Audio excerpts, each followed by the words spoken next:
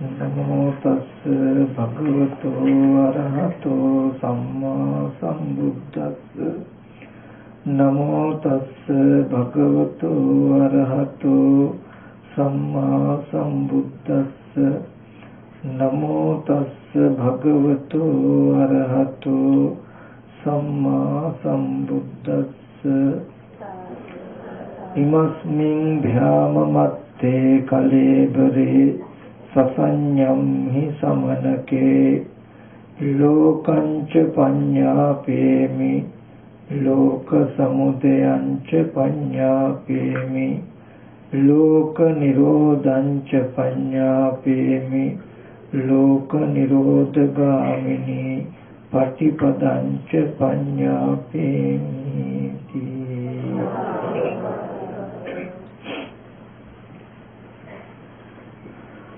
सदा पूजनीय वंदनीय महासंघरत्ने अवसराई श्रद्धा बुद्धि संपन्न कारुणिक पिंगुतुनि මේ පින්වත් හැමදෙනාම අද දවසේදී ඒ ගෙවල් දොරවල් වල නොයෙක් කටයුතු කරනා තිබුණත් ඒ හැම දෙයක්ම පැත්තකින් දබලා මමේව බුද්ධෝ මමේව ධම්මෝ මමේව සංඝෝ බුදුහාමුදුරුවෝ මගේමයි ධර්මයේ මගේමයි සංඝ රත්නය මගේමයි කියන වචනේ කටින් නොකියුවත් ක්‍රියාවෙන් සිද්ධ කරමින් තුනුරුවන් සැඟවෙන තැන් පිහිට තැන් පිළිසරණ කරගෙන තුනුරුවන් කෙරෙහි විශ්වාසයෙන් මේ ස්ථානයට ආවේ තමන්ගේ ජීවිතයට පිහිට පිළිසරණක් වෙන විදිහේ ආධ්‍යාත්මික අවබෝධයක් ලබා ගන්නට ඕනේ කියන අදහසින්. ඉතින් මේ පැමිණි මේ පින්වත්තුන්ට මම මුලින්ම මතක් කරනවා අද මම ගොඩාක් වටිනා දහම් කරුණු ටිකක් පින්වත්තුන්ට කියලා දෙනවා. අපේ ජීවිතයට සනසිල්ලක් හොයන විමුක්තියක් හොයන නිවීමක් හොයන අපේ ජීවිතයට ගොඩාක් වටිනා දර්ශනයක් වෙයි. ඉතින් මේ පෙන්වන කරුණු ටිකක් ගැඹුරුයි. ඒ නිසා මුලින්ම මතක් කරනවා තම තමන්ගේ චිත්තසංතානය නොඑක් අරමුණු වලට දුවන්නට නොදී එක එක දේවල් සිහි කරන්නේ නැතුව ආරම්භයේ වගේම මැදදී අවසානයේ දක්වා හොඳට මේ දේශනාව ශ්‍රවණය කරන්න කියලා. නීවරණ සහගත ආශ්‍රව සහිත වචන අපිට හොඳට හුරු පුරුදු සසරේදී ඒ වගේ දෙයක් මතක තියාගන්න ඊටාම උවමනාවෙන් අහුම්කම් දෙන්න ඕනේ නැහැ. සමහර විටක ළඟින් යනකොට ඉබේ ඇහුණත් ඒ මතක තියෙනවා. නමුත් නීවරණ ගණහිලා නොවැටෙන ආශ්‍රයක් ක්ෂය වෙන වචන අපි හුරු පුරුදු කරලා නැහැ. හොඳට අහුම්කම් දුන්නත් මතකෙ හිටින්නේ අඩුවෙන්. ඉතින් විසරුණු මානසිකින් ශ්‍රවණය කළොත් ඒ ධර්මය මතක නොතිබීම පුදුමයක් නෙවෙයි. ධර්මය හොඳට අහලා තේරුණොත් තමයි ඒකේ අර්ථය මේ කිව්වේ මොකක්ද කියලා තේරෙන්නේ. ඒ අර්ථය බලාගෙන තමයි හැම වෙලාවෙම ප්‍රතිපත්තිය පවතින්නේ.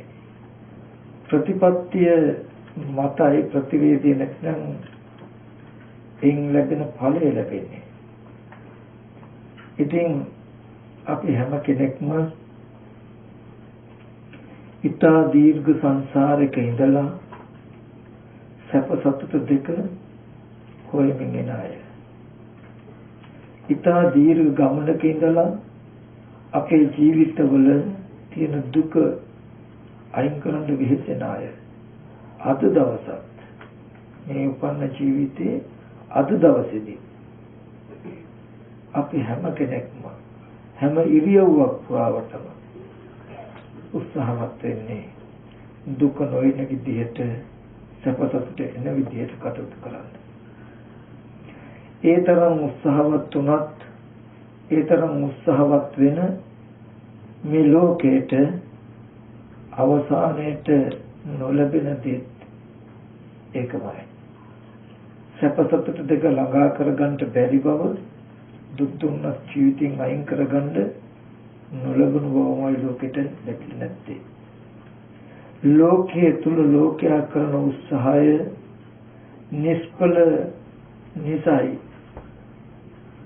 ඒ ක්‍රමවේදය වැරදි නිසයි.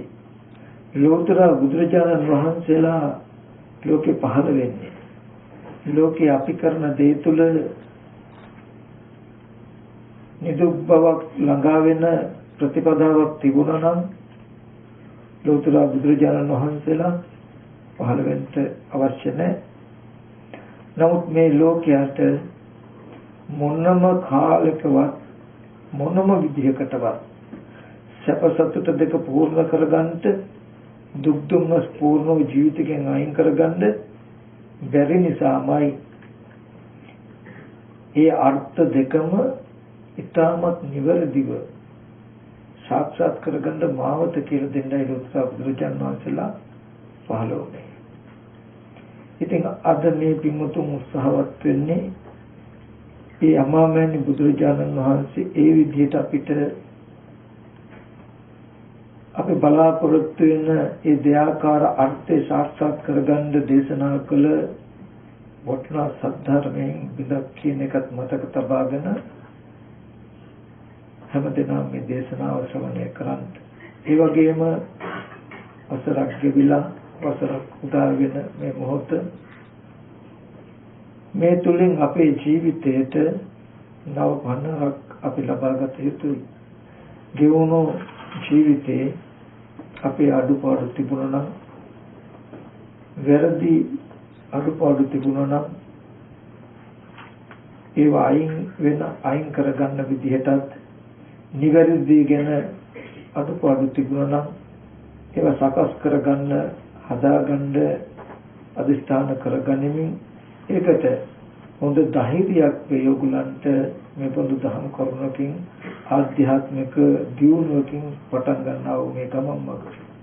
ඉතින් අපේ උත්සාහය කළ යුත්තේ මාර්ගයෙන් පස්සේ නෙමෙයි මේ ජීවිතයෙන් දුකෙන් මිදෙන්න.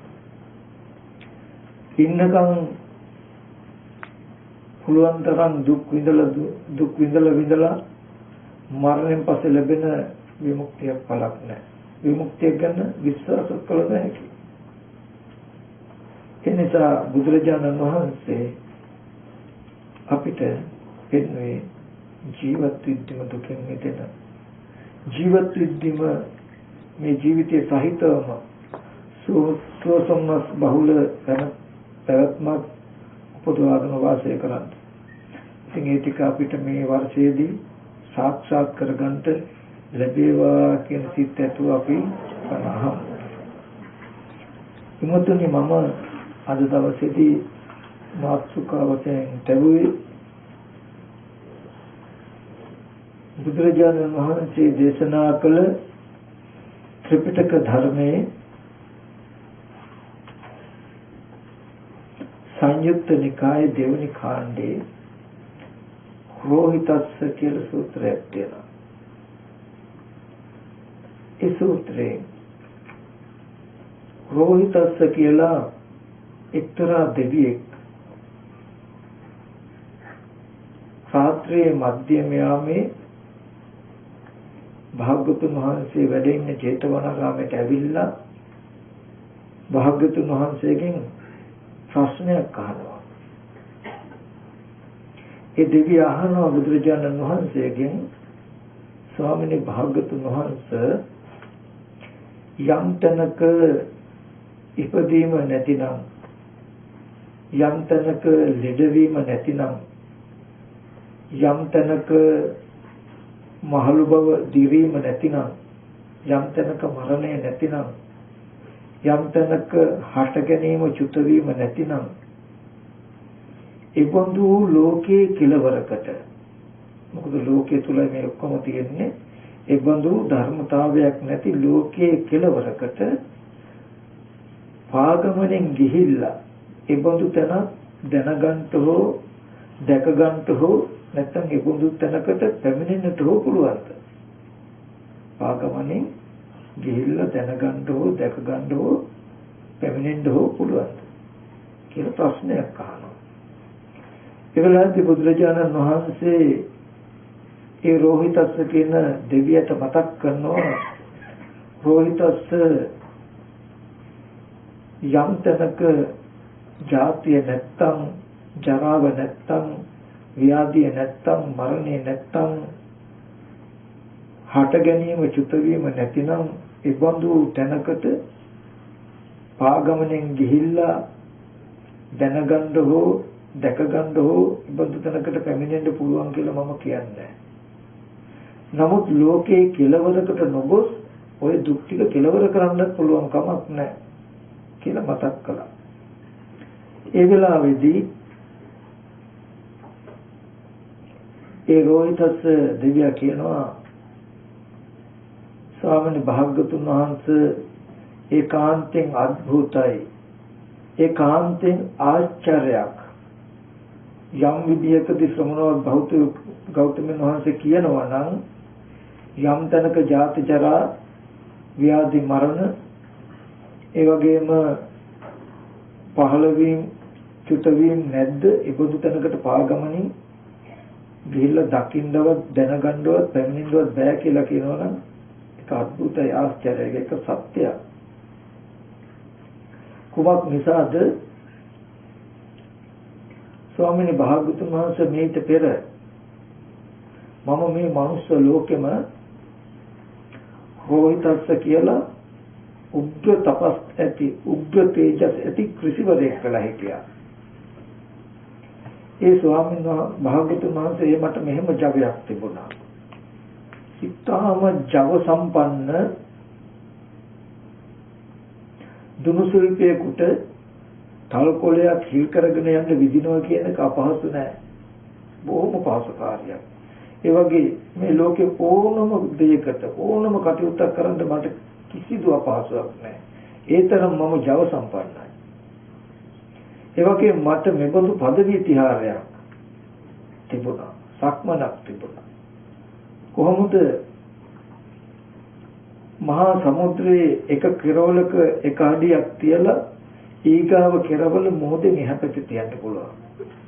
ඒ බඳු ජවයෙන් යුක්ත පදවි ඉතිහාසයක් මට තිබුණා. ඒ මට දවසක් හිතුණා යම් තැනක ජාති ජරා මරණ නැති ලෝකයේ කෙලවරකට යන්න තියෙනවා හොඳයි කියලා. අරතරන් ජව සම්පන්න අරතරන් පාගමනක් ඇති මම ලෝකයේ කෙලවරකට යන්න පිටත් වුණා. ස්වාමීන් භාග්‍යවතුන් වහන්සේ යම් මොහතක වැසිකිලි කැසිකිලි කරන අවශ්‍යතාවයක් තිබුණා නම් ආහාර පාන ගන්න අවස්ථාවක් තිබුණා නම් මොහතක් විඩ සංසිඳවා ගන්න අවස්ථාවක් තිබුණා නම් ඒ හැර අනිත් හැම වෙලාවෙම මම ලෝකයේ කෙලවරක් වෙන්න ගමන් කළා. ඒ මම ඉබඳු ජවයෙන් ඉබඳු වේගෙන්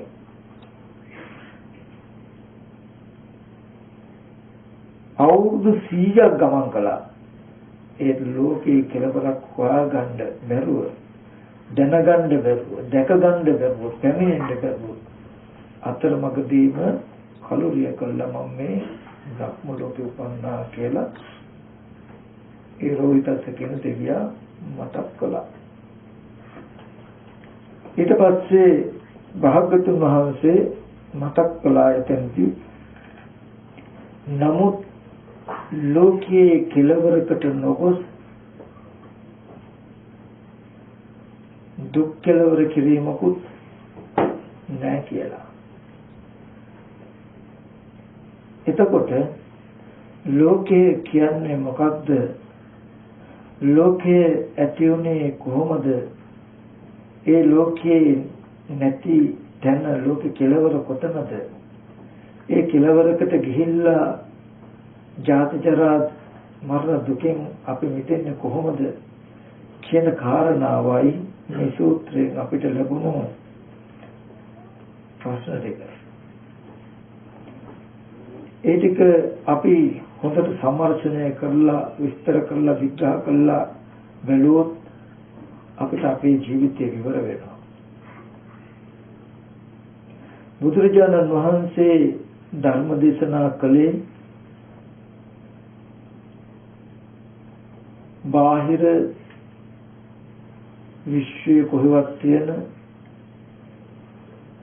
දෙයක් නෙමෙයි. ඔබෙත් මගේත් ජීවිතේ හැමදාම පැවතුණු හැමදාම පවතින ඒත් අපි නොදන්න අපේම ජීවිතවල ඇත්ත. අපි ඒක පොඩ්ඩක් බලමු. දැන් ලෝකේ ගත්තාම ඔබටත් අපිටත් ලෝකයක් තියෙයි.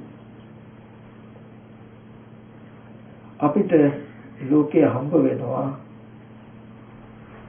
බාහිර ගෙවල් දොරවල් යාන වාහන ඉඩකඩම් මිල මුදල් නෑදෑය වස්තු අනුරදී මුතුමෙනෙක් කියලා බාහිර දේවල් හම්බ වෙලා සැප දුක් විඳිනවා අපි.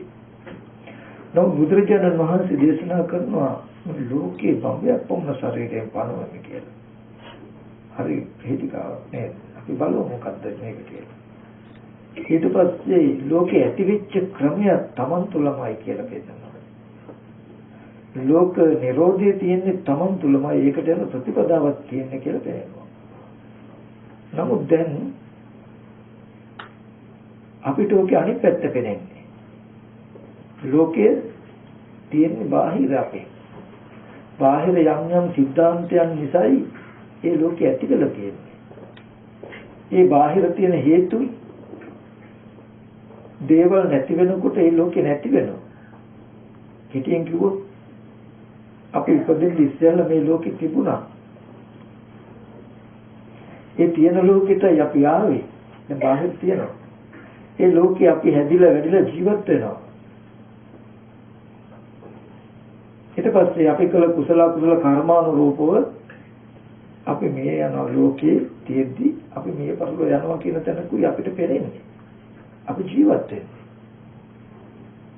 නෝ බුදුරජාණන් වහන්සේ ලෝකයක් ඇතිවීමත් නැතිවීමත් නැති කරන මගත් බඹයක් වුණ ශරීරයෙන් පෙනෙවුවා. ඒ කියන්නේ ඔය හතර පෙන්නේ ඔය හතර දැක්කොත් තමයි ලෝකෙ කෙලවරට යන්න පුළුවන් කියන එකයි. අපි ඉස්සෙල්ලා එකින් එක විස්තර කරලා බලමු ලෝකය කියන එක මොකක්ද කියන එක. ඒක අපි චුට්ටක්වත් මනෝමය නොවිය යුතුයි. සංකල්පයක් නොවිය යුතුයි. සැබෑම ජීවිතයක්. අද අපේ ලෝකේ තම තමන්ම සිහි කරගන්න.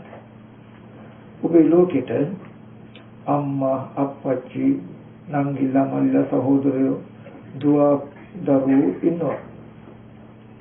ගුරුවරු ඥාති හිතයිසින් ඉන්නවා. එතකොට ගෙවල් දොරවල් යාන වාහන ඉඩකඩම් ඔබට තියෙනවා. ඒ ඉන්න ඥාතීන් හිතයිසින් නැති වෙනකොට වෙනස් වෙනකොට ඔබට ඒ නිසා ප්‍රිය විප්‍රයෝග දුක් එනවා. ඒ වගේම මේ ලෝකේ ඔබ කැමති නැති අකමැති දේවල් අකමැති අය ඉන්නවා ඒ ලෝකේ. ඔබේ ඒ කැමති නැති අය අකමැති දේවල් ළඟට පැමිණෙනකොට දකින්න අහන්න ඇහෙන්න ලැබෙනකොට ඔබට අප්‍රියමනාපකම් නිසා අප්‍රිය සංපයෝග දුක්ඛය අප්‍රියං එකතු වීමේ දුකත් ඔබට ලැබෙනවා. එහෙම නේද? ඇත්තටම තියෙන්නේ. සැබෑමදී ඔය මට්ටම. ඒ විතරක් නෙමෙයි ඔය ලෝකේ ඔය කොහොම දිහා බලාගෙන ඉන්න ඔය ඔක්කොම කරන්න කියන තමුණුත් ඉන්නවා. ඔය ඔක්කොම දේවල් පරිහරණය කරන ඔබත් ඉන්නවා මම කියලා. ඒ මම ලෙඩ වෙන කෙනෙක්. ඒ මම ටිකක් ක්‍රමක්‍රමයෙන් මහලු වෙන කෙනෙක්. ඒ මම මරණයටපත් වෙන්න පුළුවන් කෙනෙක්. ඒ කියන්නේ ජරා ව්‍යාධි මරණ ධර්මයෙන් යුක්ත ඔබත් ඒ ලෝකයේ ඇතුලේ ඉන්නවා. ඒ බඳු ස්වභාවයෙන් යුක්ත ඔබට ප්‍රිය විප්‍රයෝග දුක් අප්‍රිය සංප්‍රයෝග දුක් එනවා. ඒ කියන්නේ ඔබේ ජීවිතය කියන්නේ දුක කියන්නේ කස්මින් ලෝකෝ පතිච්චිතෝ දුක්ඛ ලෝකෝ පතිච්චිතෝ ලෝකේ කොයිද පිහිටිය දුක මත පිහිටියා. දුක කියලා කියන්නේ මේ ලෝකෙට නම. ලෝකය කියලා කියන්නේ දුකට නම. ලෝකේ හැමදාම දුක. ওই දුක් ටික විතරක් නෙමෙයි. අපි හැම කෙනෙකුටම තියෙන වහල් මනසක්. ඒ නිවහල් මනසක් නැති වහල් මනසක පැවැත්මම දුක. එයි මම එහෙම කිව්වේ. ඔබේ ජීවිතයේ සැප සතුට දෙක තීරණය කරන්නේ ඔබ නෙවෙයි. මේ ලෝකේ හැටි, ලෝකේ ස්වභාවය හැමදාම එහෙමයි. එහෙම තියෙන නිසාමයි ලෝකේ ඒ විදිහට තියෙන නිසාමයි වහල් බවක පිහිටි මනසක් හැදුණු කම නිසාමයි මේ ලෝකේ දුක උනේ. ඔබේ ජීවිතයේ සැප සතුට දෙක තීරණය කරන්න ඔබට අයිතියක් නැති වෙලා. ඔබේ ජීවිතයේ සැප සතුට දෙක ඇති වෙන ක්‍රමයේ තියෙන ඔබලන්ට නෙවෙයි අනුන් ළඟ. අපි කියමු කවුරු හරි කෙනෙක් ගැහුවොත් දැන්නොත් නිନ୍ଦා අපහාස කළොත් ඔබට දුක එනවා නේද? එනවා. ඒ අය හොඳට කතා කළොත් ප්‍රිය වචන කතා කළොත් සතුටු වෙනවද නැද්ද? සතුටු වෙනවා. ඔබ දුක් කරන්න හෝ සතුටු කරන්න අනිත් අයට පුළුවන් ද බැයිද? පුළුවන් දෙයි. පුළුවන්. ඒ කියන්නේ ඔබේ ජීවිතයේ සැප සතුට දෙක තීරණය කරන තව එක පැතිකඩක් අනිත් අය. ඒ වගේම දෙමව්පියෝ සහෝදරයෝ දුව දරුවෝ බිරිඳලා ඒ අය හොඳට හිටියොත් ලෙඩ දුකක් නැතුව හිටියොත් ඔබට දුකද සතුටද? සතුටුයි. ඒ අය ලෙඩ වුණොත් ඒ වගේම මරුණොත් ඒ වගේම තමන් බලාපොරොත්තු නොවන විදිහේ වෙනසක් වුණොත් ඔබට දුක එනවා. එතකොට ඔබේ ජීවිතේ සැපවත් කරන විදිහටද මං හැසිරෙන්නේ දුක් කරන විදිහටද කියලා කරන්න පුළුවන්කම දරුවන්ට තියනවා, බිරිඳට තියනවා, සහෝදරයන්ට තියනවා, ඥාතිට තියනවා නේද? ඊට පස්සේ ගෙදර තියෙන වාහනේ, කෙවල් දොරවල්, ඉඩකඩම්, රැකිරක්ෂා ස්ථාන ගන්න ඒවා කැඩුනොත් බිඳුනොත් විනාශ වුණොත් ඔබට දුක එනවද නැද්ද? දුක එනවා. ඒවා හොඳට තිබුණොත් සතුටුයි. ඔබට මුළු ජීවිතේටම ඔබේ සතුට වෙනුවෙන් ඔබට අනිත් අයව රකින්න වෙලා. ඔබ අද සතුටු වෙන්නේ තමන්ගේ මනසට දුක එන විදිහට මේවා විනාශ නොවේවා කියලා මහ පරාසයක් විශාල ප්‍රදේශයක් එක්ක ඔප්පිලා මේ වස්තුව කඩනොත් ඒකෙන් දුක එන්න පුළුවන් නේද? ඒකත් හදන්න වෙලා. ඊටවට අනිත් වස්තුව කඩනොත් ඒකෙන් දුක ඒකත් හදන්න වෙලා. මේ විදිහට සවිඥානික අවිඥානික වස්තු කන්දක් එක්ක මුළු ජීවිතේම විහිදලා තමයි අද ඔයගොල්ලෝ ජීවිතයකට දුක එන්නේ නැතුව සතුට දැනසිල්ල එන ක්‍රමයේ ටිකක් යටපත් කරගෙන තියාගෙන. එහෙමද නැද්ද? එහෙම තමයි. අපේ ජීවිතය තුල තියෙන සැප සතුට දෙක තීරණය කරන්නේ තව කෙනෙක් නම් තව දෙයක් නම් අපි ඒ දෙයට වහල්ද නිවහල්ද? නමුත් බුදුරජාණන් වහන්සේ මතක් කළේ තමන්ගේ ජීවිතයේ සැප සතුට දෙක තීරණය කරන්නේ තව කෙනෙක් හෝ තව දෙයක් නම් ඒකම දුක. ස්වාධීන නිවහල්කමක් නැතිකමම දුක. තමන්ට ඕන තැනක ඕන දවසක් කැමතිතා සතුටින් ඉන්නවා කියලා එකක් නැහැ. අනිත් කෙනාට ඕන මේ දැනුත් ඔයගොල්ලෝම තරහ දුක ගැන දෙන්න පුළුවන්. ඔතමාට තරහ කාර්යයක් කරනවා නම් එයාට ඕන වෙලාවක ගෙට ගිනි තිබ්බොත් අකල් දුක එනවා. කාර්යයක් කරනොත් අකල් දුක එනවා. ඔය ශරීරයට මොන හරි දෙයක් කළොත් ඒ දුක එනවා. නමුත් මේ මතක් කළේ ලෝකේ කියන්නේ කිසි දවසක හොඳට මතක තබා ගන්න දුකෙන් බේරිච්ච අබැටක් වුණ දුකක්වත් නෙමෙයි නිදුක් බවක්වත් නැහැ. දුකෙන් බේරිච්ච තැනක් නැහැ. අපි ගොඩාක් දෙනෙක් හිතන්නේ අපිට නම් ඉතින් එහෙම කියන තරම් ලොකු දුකක් නැහැ කියලානේ. හොඳට මතක තබා ගන්න. වහල් මානසිකත්වයෙන් දුකක් කියලා තේරුම් ගන්න. මගේ ජීවිතයේ සැප සතුට දෙක තව කෙනෙක් තීරණය කරන බවම දැනම මගේ ජීවිතයේ අනාතයි කියලා දකින්න. ඊට පස්සේ ඔබට තේරෙයි අද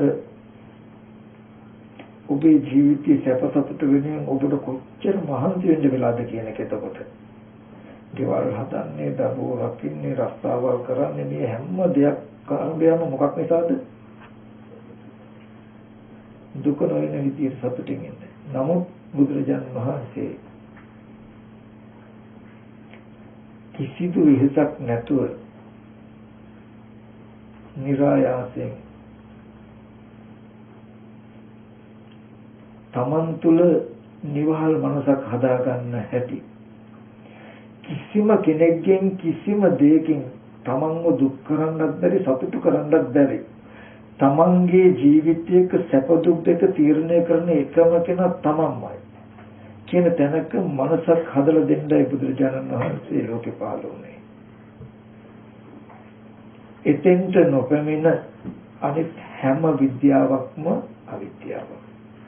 ඒ ශේෂ්ත්‍රය දන්නේ නැත්තම් මොන දේවල් දැනගෙන හිටියත් අවශ්‍යම දේ දන්නේ නැහැ වෙනවා. එහෙනම් මම අද ඔබට මතක් කරන දේ වටිනාමකම තමයි කිසිම කෙනෙකුට කිසිම දෙයකට වහල් නොවුණු නිවහල් මනසක් හදාගෙන මේ ලෝකයේ පරිහරණය කරන මේ දේ තුලම ඉඳගෙන කාටවත් කිසිම දවසක ඕගොල්ලන්ට රිදවන්න බැරි කිසිම දෙයකට ඕගොල්ලන්ව කවදාවත් රිදවන්න බැරි තැනකට ඕගොල්ලන්ට යන මාවතක් කියලා දෙන්න. ඒකයි බුදුහාමුදුරුවෝ ලෝකේ පහළ වුණේ. එතකොට මෙන්න මේ ලෝකය කියන තැන මම මතක් කළා අද අපේ ජීවිතේ මේ ලෝකයේ ඇතුලේ වාසය කරලා ලෝකයේ ඇතුලේ ඉඳගෙන ජාති ජරා ව්‍යාධි මරණ කියන දුකෙන් නිදහස් වෙන්න බෑ. නිවහල් මනසක් හදාගන්න බෑ. ඒ නිසා මේ ලෝකෙට දුකක් කියලා කියනවා. ඒ කියන්නේ අපේ ජීවිතේට කෙටියෙන් ගත්තහම මෙන්න මේ කාරණාව තේරුම් ගන්න. මේ තරම් දුක්ඛදායක වටපිටාවක් ජීවිතයේ සම්තක කරගෙන දුක උඩ පිහිටලා දුක කියන එක තමයි ජීවිතේ වෙලා ඉඳගෙන තව නිවනක් හොයන්න යන්න එපා. මේ දුක්සහගත පැවැත්මෙන් මිදීමම නිවනයි කියලා දකින්න. දැන් අද මේ સિદ્ધාන්තය තමන්ගේ ජීවිතේ නේද? ඔය කියපු විස්තර ටික අපේ ජීවිතේ තියෙනවද නැද්ද හැමෝගෙම? එතකොට ඕගොල්ලෝ අනේ අපි ඉපදෙනවා ලෙඩ වෙනවා මහලු වෙනවා නේද කියලා දුක මෙනෙහි කරන්න ඕනේ. දුක්ඛ සත්‍ය කියනකොට මේ අපේ ජීවිතය කියලා දකින්නයි තියෙන්නේ. ඔයගොල්ලෝ ජීවිතයට නම. දැන්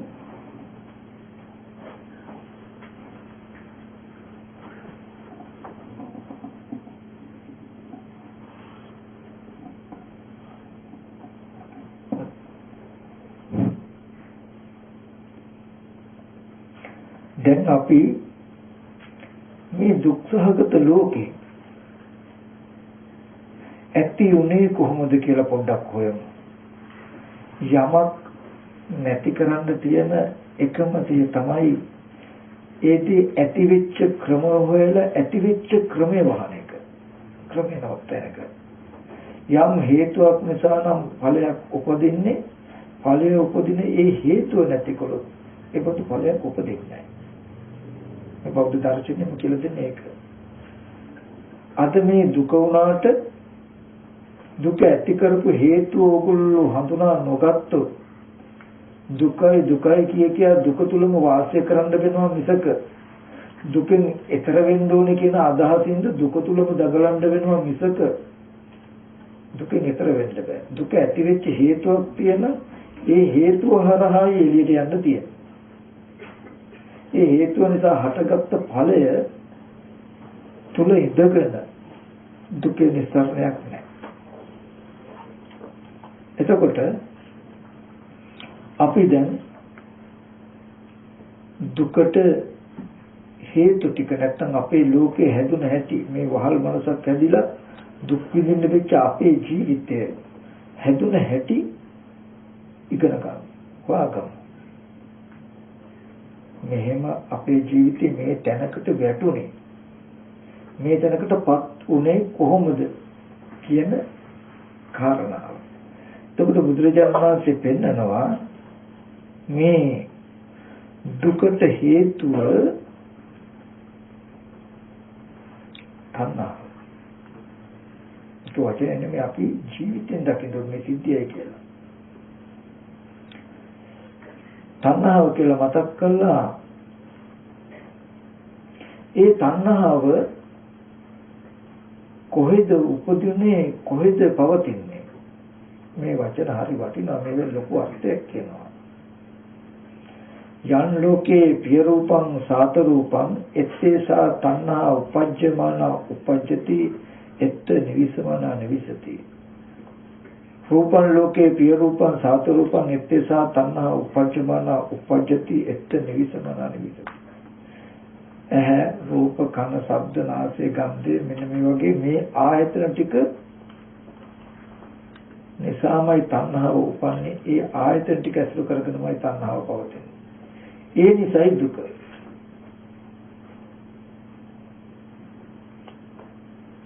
දැන් අපි නිරෝධයටයි මාර්ගයටයි යන්න ඉස්සෙල්ලා ඒ කියන්නේ ලෝක නිරෝධයටයි ලෝක නිරෝධ ගාමී ප්‍රතිපදාවට යන්න ඉස්සෙල්ලා මේ ලෝකේ ඇති වෙච්ච හැටි හොඳට බලමු.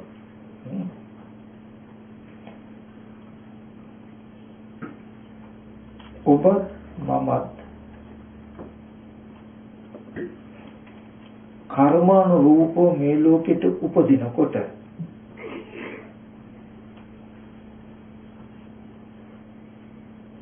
ඒ අපි හැමෝටම ඇහැ කන දිව නාසය ශරීරය මනස කියන මේ ආධ්‍යාත්මික ආයතන හයක් ලැබුණා. ඒ ආයතන හයට ගෝචර රූප ශබ්ද ගන්ධ රස පොට්ටබ්බ කියන ධම්ම කියන බාහිර වටපිටාවක ලැබුණා. ඒත් ඔබටත් මටත් අද ජාති ජරා මරණ දුක ගෙනත් දෙන මේ ලෝකය ඒ ප්‍රතිසන්දි වශයෙන් පැමිණෙන ආයතන ටිකේ තිබුණේ නැහැ. එදා තිබුණේ සත්ව පුද්ගල ආත්ම භාවයෙන් තොර ශුන්්‍යත ස්කන්ධ ටික. මෙන්න මේක හොඳට ආගන්න කියලා කියන්නේ. ඒ ඇහැට අයිතිකරුවෙක් හිටියේ නැහැ. ඒ රූපයට අයිතිකරුවෙක් හිටියේ නැහැ. මේ ආයතන හයට අයිතිකරුවෙක් හිටියේ නැහැ. ආහාර ප්‍රත්‍යයෙන් හටගන්න ස්කන්ධ ටිකක් තිබුණේ. ඒ ස්කන්ධ ටිකේ ලක්ෂණය තමයි සත්ව පුද්ගල ආත්ම භාවයෙන් තොර ශුන්්‍යත ධර්මයක් තිබුණේ. ඒ වගේම ඒ උප්පත්ති වශයෙන් පැමිණෙන ස්කන්ධ ටිකේ රන් රිදී මුතු මණික් ආදී වටිනා කියන කිසිදු වස්තුවක් ඒ තුල තිබුණේ අප්‍රණිහිත ලක්ෂණයක් ඒ තුල තිබුණේ. රාග දේශ මොහ වශයෙන් අසුරු කටයුතු අසුරු කළ හැකි කිසිවකේ ආයතන ටිකේ තිබුණේ නැහැ. ඔබත් මම උප්පත්ති වශයෙන් එනකොට එතන තිබුණේ ප්‍රභාස්වර මානස ප්‍රභාස්වර මිදම් වික්කවේ චිත්තං මහන්නේ මේ සිත ස්වභාවයෙන්ම ප්‍රභාස්වරයි. තංචකෝ ආගන්තුකේහි උපක්ඛිලේසෙහි උපක්ඛිලිට්ඨං බාහිර උපක්ලේශයන් ටික එකතු වෙලයි අද මේ ලෝකේ අපිට හැදිලා තියෙන්නේ. ඒක අපි මේ විදිහට පොඩ්ඩක් බලමු.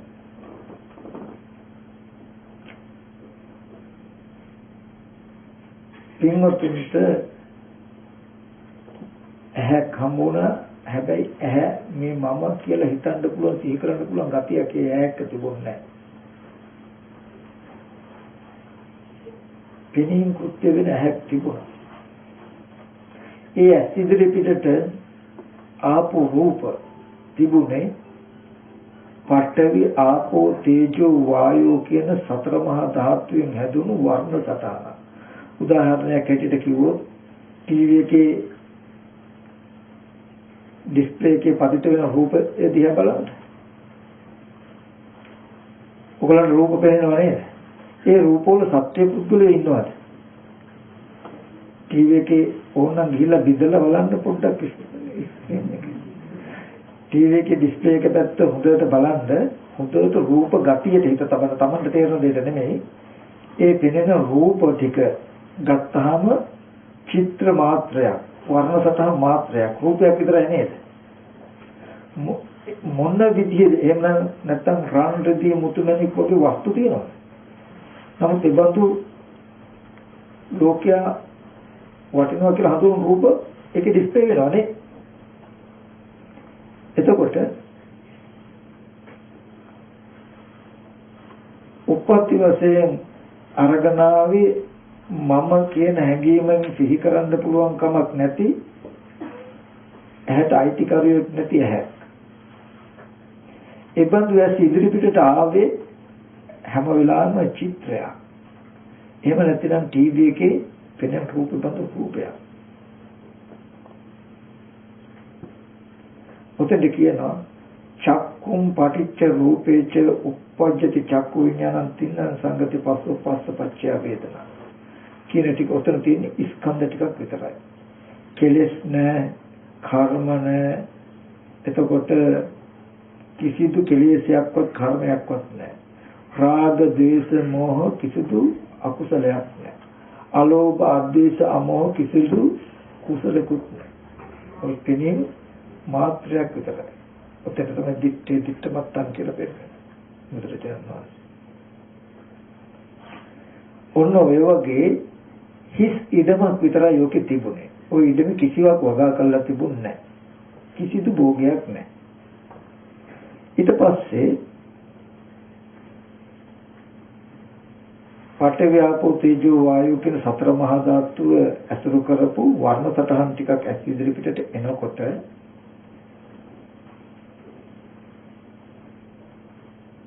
ඔබේ ඇහැට පෙනෙන වස්තුවේ ඇත්ත ඇති හැටි නොදන්නාකම කියන එකම ධර්මතාවය විතරයි ඔබ සන්තකව තිබුණේ.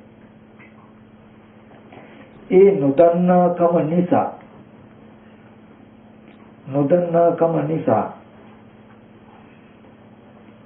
පෙනෙන දේ අරබය ඔබේ පැත්තෙන් හිත මෙහෙව්වා මේක රත්තරන් නේද? මේ රත්තරන් ගොඩාක් වටිනවා නේද කියලා.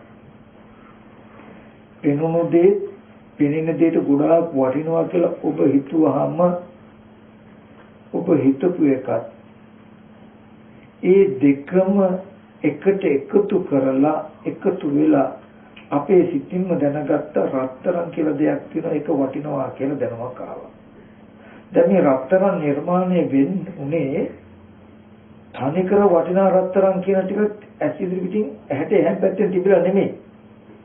පෙනෙන රූපේ විතර ටීවී එකේ පෙනෙන රූපේ වගේ රූපේ පෙනුනේ ඒ පෙනෙන රූපේ ඇත්ත නොදන්නාකම නිසා මේකට කියන රත්තරන් මේක ගොඩාක් වටිනව නේද කියලා වටිනාකම හිතෙන් වටිනාකම ආරෝපණය කරගත්ත මනසින් ඔබ ඒ දිහා බැලුවාම ඔබට තේරුණා ඒ පෙනෙන දේ හරි වටිනවා වගේ තැනකින් තමයි පෙවුනේ.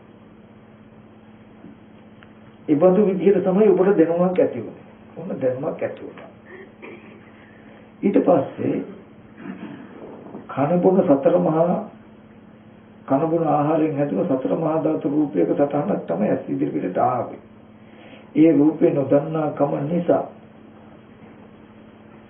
ඒ රූපයට සත්පුද්ගල භාවයෙන් හිතුවා.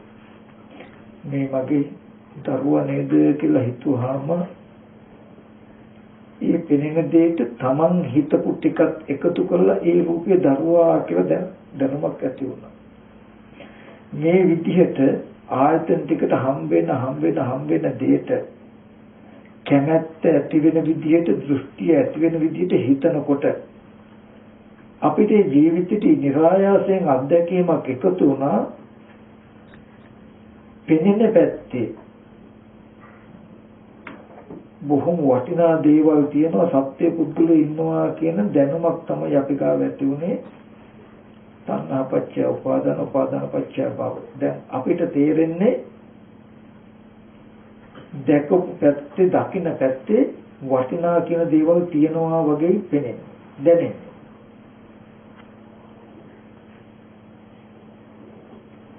ඒ තමන් හදාගත්ත කර්ම භවයට විපාක හැටියට ඒ කර්මයට විපාකයක් හැටියට බාහිර ආයතන ටික වටිනා දේවල් තියෙනවා වගේ ඔබට දැනෙනවා. මේක හොඳට මතක තබා ගන්න. මේ සත්‍ය පුද්ගලය කියලා ඔබටයි පෙනෙන්නේ. මෙහි බාහිර වස්තු රාත්‍රිදී මුතුමනික් වටිනවා කියලා ඔබටයි පෙනෙන්නේ. ඔබ කිව්වොත් අහුවොත් මේ ලෝකෙ කොහෙද තියෙන්නේ? මේ මෙහෙ තියෙන්නේ කියනවා. සත්‍ය පුද්ගලයෝ මේ ඔක්කොම සත්‍ය පුද්ගලයෝ වටිනා කියන දේවල් කියන ඕ මේ ඔක්කොම වටිනා කියන දේවල් කියලා ඔබ කියයි. ඒක වැරදි නෑ. හරි. ඔය ඔබේ කර්මයට විපාකයක්. ඔබටයි එහෙම පෙනෙන්නේ. හොඳට මතක තබා ගන්න. හැබැයි ඔය විදිහට මේ වස්තු ටික වටිනවා කියලා පෙනෙනකම මේ වස්තු සත්‍ය පුද්ගලයෝ කියලා පෙනෙනකම ඔබ උපත් වශයෙන් මේ ලෝකෙට අරගෙන ආවේ නැහැ. හිස්ු ආයතන ටිකක් විතරයි තිබුණේ ඔබට. ඒ ආයතන ටිකට කෙලෙස් කර්ම ටිකක් එකතු වුණාම ඔබට දැන් මේ සතර මහා ධාතු පැත්ත පෙනෙන්නේ මෙහෙම. දැන් මේ ලෝකේ හැදුනේ අර උප්පත්ති වශයෙන් හටගත්ත ඊටමට තණ්හා උපාදාන කියන ගති ටික එකතු කිරීමෙන් විතරයි. එච්චරයි එකතු කළේ. ඇහැට පෙනුන දේ පෙර කර්මයට විපාකයක්. දැන් වර්තමානයේ කලේ ඒ පෙනෙන දෙයට කැමැත්තෙන් බලන එක විතරයි. නැත්නම් සත්‍ය පුද්ගලෙක් කියලා ඔබ ඒ දිහා බලපු එක විතරයි. ඔච්චරමයි එකතු කළේ. තණ්හා උපාදාන කියන ගති දෙකෙන් බැලුවාම ඔබ තුලම දැනුමක් හටගත්තා කොහොමද? මේ රූපය වටිනවා. මේ රූපේ කෙනෙක් කියලා ඔබ තුල මිම්මක් ඇති වුණා. දැන් ඔබේ මිම්මට අනුව ඔබට පෙනෙනවා මේ ලෝකයේ මිනිස්සු ඉන්නවා සත්තු ඉන්නවා වගේ. නමුත් අපි කවදාවත් දන්නේ මට මෙහෙම පෙනෙන්නේ කියලා. අපිට හිතෙන්නේ පෙනෙන දේ ඇත්තයි කියලා. ඔමාවක් කිව්වොත් ගින්න කියන්නේ පවිතුයි. පවිතු ස්පර්ශයක් තියෙන. ඒ පහන් දෙල්ල දකිනකොට පළඟැටියට හිතෙනවා මේක හොඳයි කියලා. පළඟැටියට හිතෙන්නේ. පළඟැටියට තේරෙන්නේ මේ පහන් දෙල්ල කියන්නේ පවිතු ස්පර්ශයක් ඒක හොඳයි කියන ගතිය මට නෙපෙනෙන්නේ කියලා තේරෙන්නේ. තමන්ගේ මනසේ තියෙන ගතියට තමන්ම රැවටෙනවා. එහෙනම් පහන් දෙල්ල හොඳයි තමා කියලා බලනවා. පහන් දෙල්ල හොඳයි කියලා පළඟැටියට තේරෙන්නේ. පැත්තක තියෙන්නේ පිච්චෙන ගින්දර කියලා අපිටයි පේන්නේ. පළඟැටියට යම් වෙලාවක තේරුම් මේක දකිනකොට මේක ලස්සනයි කියන අදහස මට නෙහිතෙන්නේ. මට හිතුණා එතන තියෙන ගින්දරනේ කියලා බලා ගන්න පුළුවන්ව පයින්නවද? පයින්නේ. ඒ වගේ මේ රූපේ දරුවා කියලා මට පෙනෙන්නේ. එතකොට මේ රූපේ අම්මා තාත්තා දුව පුතා කියලා මට පෙනෙන්නේ. මගේ කර්මයට විපාකයක් හැටියට. මේ රන් රෙදි මුතුමැණි ගොඩාක් වටිනවා කියලා මට පෙනෙන්නේ. කියලා අපි දැනගත්තු ගොඩාක් වටින අය වටින දේවල් බාහිර තියනවා කියලා අපි කවදාවත් කියන්නේ. බාහිර දේවල් ගොඩාක් වටිනවා බාහිර සත්‍ය පුද්ගලයෝ ඉන්නවා කියලා අපිට පෙනෙනවා කියලා දන්නවා. මෙහෙම පෙනෙන කමටයි ලෝකේ කියලා කියන්නේ. ඔය පෙනෙන කම හැදුනේ මොකක් නිසාද? මේ ලෝකේ හැදුනේ මොකක් නිසාද? මට මෙහෙම පෙනෙන කම හැදුනේ මොකක් නිසාද? පෙනෙන දෙයට තණ්හා උපාදාන කියන ගති දෙක එකතු කිරීම විතරයි. ඒකයි දුකට හේතු තණ්හාව කියලා බුදුරජාණන් වහන්සේ පෙන්නේ. මම ඒකට උපමාවක් උලන්ට කියන්න. සමහර ප්‍රේතයෝ ඉන්නවලු එයාගේ කර්මයට වතුර තියෙන තැන ලේසර වගේ පෙනෙන්නේ. මේ ඒ වතුරම අනිත් කෙනෙක් බැලුවාම වතුර බොන්න පුළුවන්.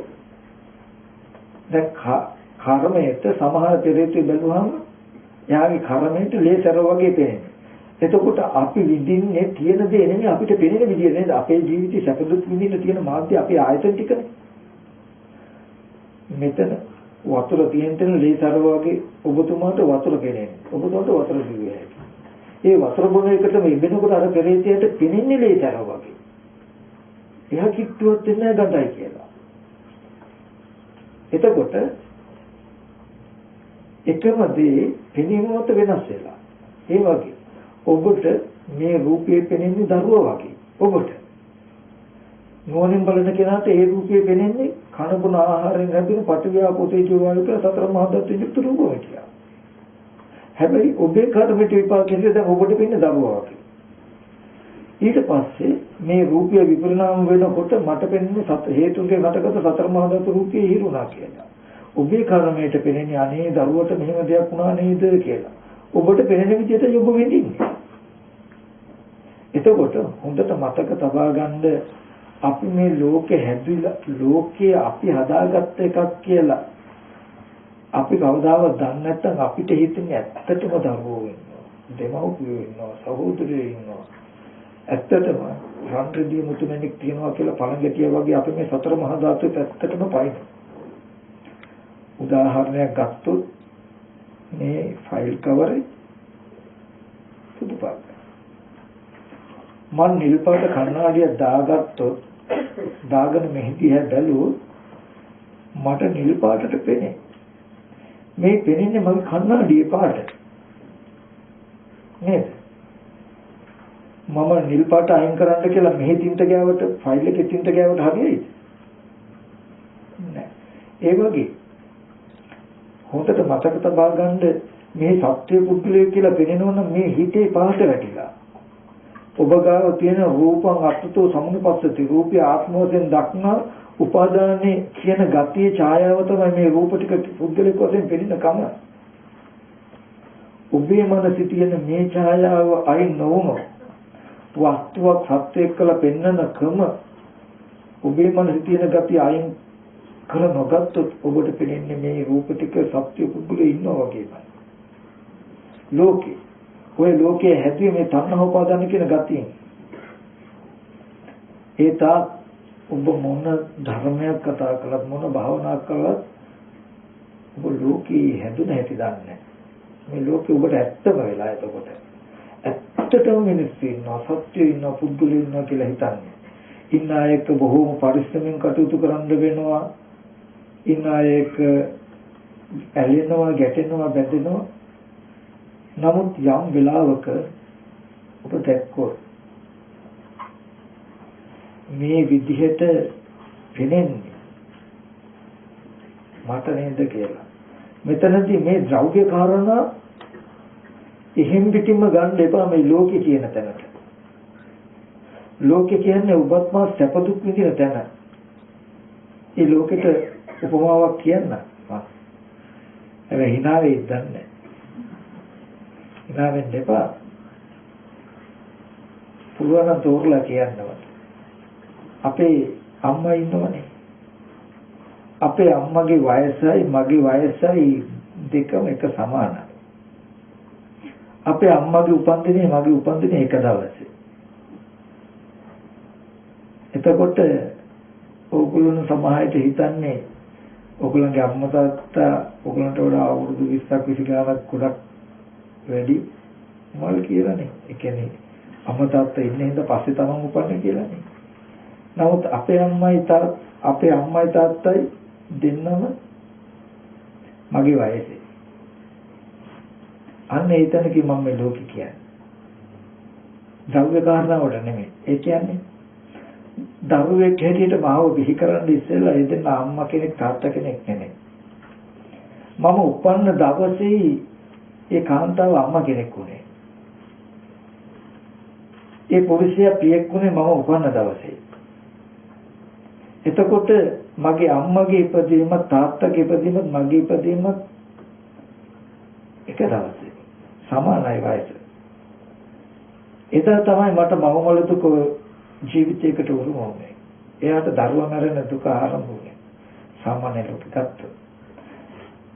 අපි හිතන්නේ අම්මලා තාත්තලා හිටියා ඒ ඉන්න අම්මලා තාත්තලා ගාව අපි උපන්නා කියලා. නේද? ඔයගොල්ලන්ගේ අම්මලාගේ තාත්තලාගේ ඔයගොල්ලන්ගේ වයස සමාන නැද්ද? සමානද නැද්ද? ඇත්තටම දරුවෙක්ව බිහි කළ නිසා නේද එයා අම්මා කෙනෙක් උනේ. එතකොට මව්පදයේ ඉපදීමත් දරුවගේ ඉපදීමත් එක දවසේ නා. අන්න ඒ වගේ ඒ කියන්නේ ස්කන්ධ ටිකකින් නෙමෙයි මම කියන්නේ. ඔබට මේ රූපය අම්මා වෙච්ච නිසා නේද ඒ රූපයේ විපරිණාම වෙන දවසට අනේ අපේ අම්මා දැන් ලෙඩ වෙලා අපේ අම්මා දැන් ගොඩාක් වයසයි අපේ අම්මා නැති වුණා කියලා අඬන්නේ ඒ රූප මිටිය විපරිණාම වෙනකොට ඔබට ඒ රූප මිටිය අම්මා නිසා නේද? ඒ රූපයේ දිරනකොට ලෙඩ වෙනකොට මැරෙනකොට මවමල දුක විඳිනවා.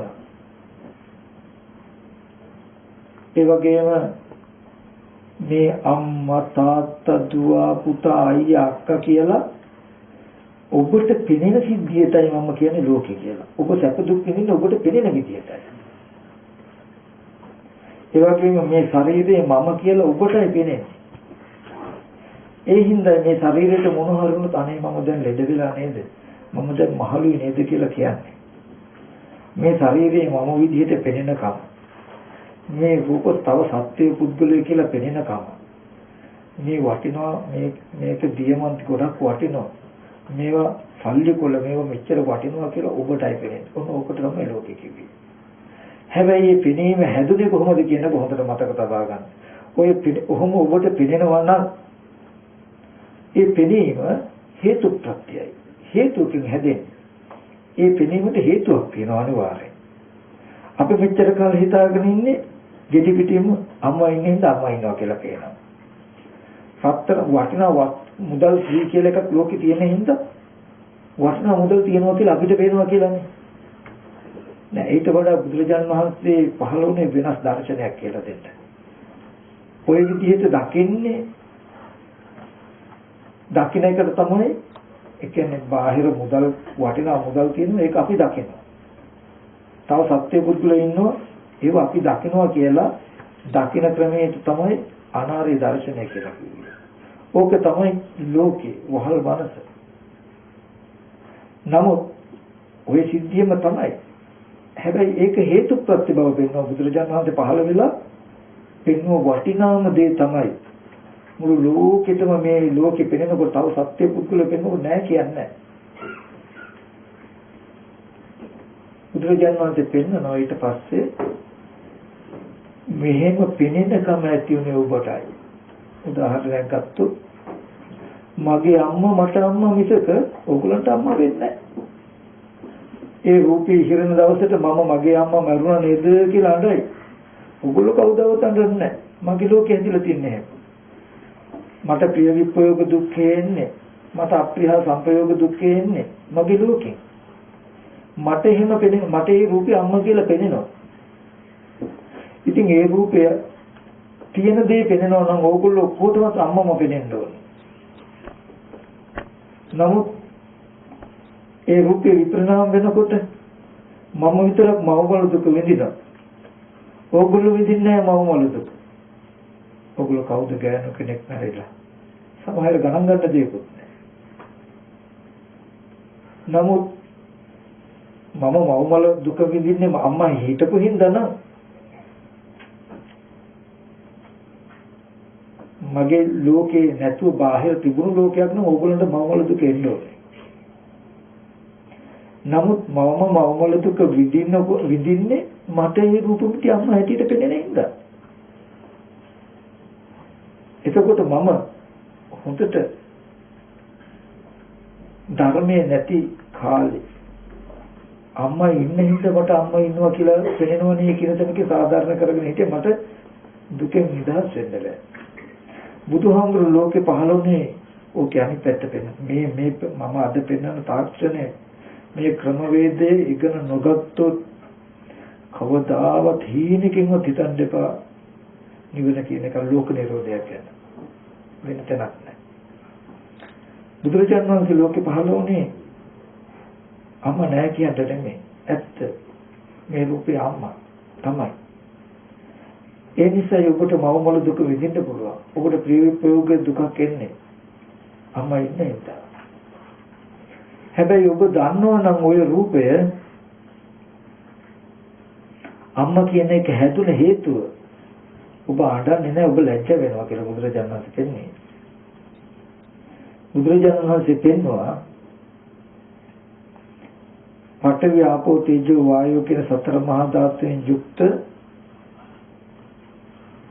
කනබුන ආහාරයෙන් හැදුණු කෙස්ලොම් නියත සම්මස්න හර තියෙන කුණු පොකොටස් ටිකකින් යුක්ත රූපමිතියක් ඇස් ඉදිරි පිටට ආවේ. ඒ රූපය ඇත්ත නොදන්නා කම නිසා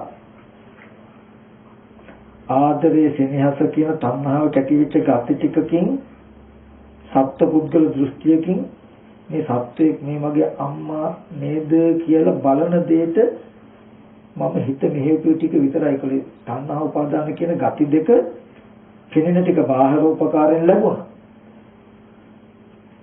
අම්මා ගොඩාක් හොඳයි මේ හැබැයි මගේ අම්මා කියන ගති දෙක විතරයි මම මගේ පැත්තෙන් එකතු කළේ. ඊට පස්සේ මංගාව ඒ කර්මයට ඒ තණ්හා උපාදානට විපාකයක් හැටියට සකස් වුණා. මට පේන්නේ දැන් ඒ රූපේ අම්මා වගේ මට පේන්නේ.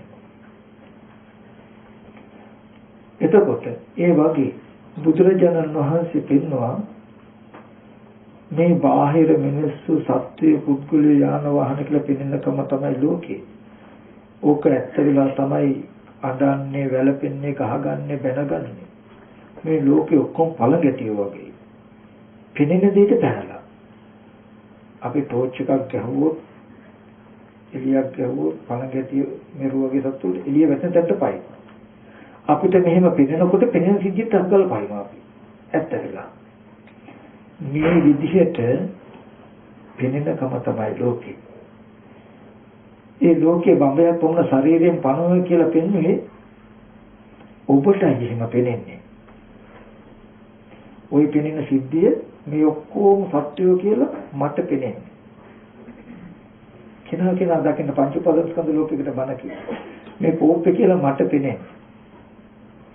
ඊට පස්සේ පෙනෙන දේ ඇති උනේ කොහොමද කියලා බුදුරජාණන් වහන්සේ පෙන්වනවා. චක්කුම් පටිච්ච රූපේච උපජේ චක්කු විඥාන තින්න සංගති පස්සු පස්සපච්චය වේදනා. ඔන්න සත්ත්ව පුද්ගල නොවන කෙලෙස් නැති ස්කන්ධ ටික. වේදනාපච්චය තණ්හා තණ්හාපච්චය උපාදාන. වේදනා තණ්හා කියන gati දෙක විතරයි ඔයගොල්ලෝ එකතු කළේ. උපාදානපච්චය භව. ඔයගොල්ලන්ට හැදුනා බාහිර මිනිස්සු ඉන්නවා පුද්ගලයෝ ඉන්නවා සත්ත්වයෝ ඉන්නවා කියන gati ටික හැදුනා. භවපච්චය දැන් භවය නිසා ඔබට හොඳට ජාති ජරා මරණ දුක් විඳින්න පුළුවන්. දැන් ඔබට මේ විදිහට පේන ඔබට දුක් විඳින්න පුළුවන්. එතකොට බුදුරජාණන් වහන්සේ දේශනා කළා ඒ තණ්හාව ඉතුරු නොකොට නැතිකොළොත් උපාදානය නැහැ, භවය නැහැ, ජාති ජරා මරණ නැහැ. ඇහැට පෙනෙන දෙයට තණ්හාව ඇති වෙන විදිහට හිත මෙහෙවන්නේ නැතුව උපන්න තණ්හාවක් තියෙනවා නම් ගෙවෙන නූපන් තණ්හාව නූපදින විදිහට හිත පුරුදු කරන්න ඕක ටිකක් බලන්න.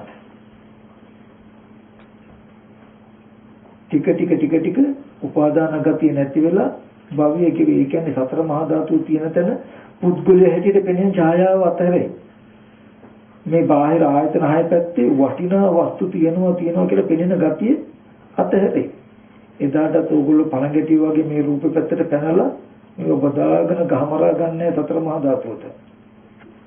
ඕගොල්ලෝ මේ අපේ ඇහැ වර්ධලා අපි ගහමරා ගන්නේ සතර මහා ධාතුවට නෙමෙයිද? එතකොට තණ්හාව නැති කළොත් දුක නැති වෙනවා. පෙනෙන්නේ අපිට තණ්හා උපාදාන නැති වුණොත් වෙන්නේ මොකද්ද? බාහිර පැත්තේ පුද්ගලයෝ පෙනෙනකම වටිනාකමට පෙනෙනකම අතහැරලා තියෙනවා. එදාට රූප ටික විපරිණාම වෙනකොට කැඩෙන දේ කැඩුණා නේද? විපරිණාම වෙන්නේ විපරිණාම වුණා නේද කියන නුවණ මිසක රහතන් වහන්සේලා කියන්නේ අන්න ඒ බඳු මනසක් හදාගත්ත තැනට. තණ්හාව නැති කළ තැනට. උපාදානය නැති කළ කමට. අද ඔබට වටිනා වස්තුවක් පෙනෙනකොට තව සත්‍ය පුද්ගලයෙක් පෙනෙනකොටම හඳුනගන්න මගේ මානසික ඡායාව කියලා.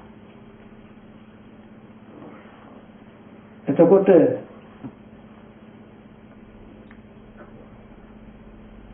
පෙනෙන ඇහෙන දෙයට ආගන්තුකව පැමිණි උපක්ලේශයක් නිසායි මට මේ ලෝකෙ හැදිලා තියන්නේ කියලා ඔබට පෙනේ ඔබට තේරෙයි. එතකොට මේ ලෝකයක් ලෝක හදාගත්ත හැටි දෙකේම අයිතිකරව බබයක් වුණ ශරීරය.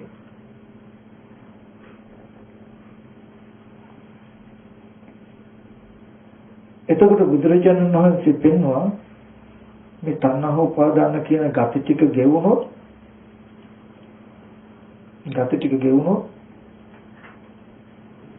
දුක මේ ලෝක නිරෝධී වෙනවා. ලෝකෙ මිදෙන්න පුළුවන්. ඊට පස්සේ පෙන්වුවා ආය මේ වරිවට්ටංගෝ මග්ගෝ ලෝක නිරෝධගාමී ප්‍රතිපදා මේ ආර්ය අෂ්ටාංග මාර්ගයේ ලෝකෙ නිරුද්ධ කිරීමේ ප්‍රතිපදාවයි කියලා. මොකද්ද ආර්ය අෂ්ටාංග මාර්ගය? වෙන මොකුත් උනේ දුක්ඛ ඥාන, දුක්ඛ සමුදය ඥාන, දුක්ඛ නිරෝධ ඥාන කියන ටික මෙනෙහි කරන්න. ඒ කියන්නේ ඇසිරි පිටට පෙනෙන දෙයට තණ්හා උපාදාන වශයෙන් හිත හසුරුවු නිසා නේද මට මේ විදිහට පෙනෙනකම ඇති උනේ. ඒ හින්දා නේද මට මේ වගේ දුක් විඳින්න වෙන්නේ. දුකයි දුක්ඛ සමුදය දෙක. ඒක උත්තරේම බලන්න. ඇහැට රූපයක් පෙනෙන තැනක වටිනාකම බලපු හින්දා මේ බඳු රූප වටිනවා කියලා දැනුමක් මට ඇති වුණා. ඒ හින්දා මට දැන් පෙනෙන්නේම මේ වස්තු වටිනවා වගේ. එතකොට දන්නවා ඒ මට වටිනාකමට පෙනෙන දේවල් කැඩෙනකොට බිඳෙනකොට මට දුක එනවා.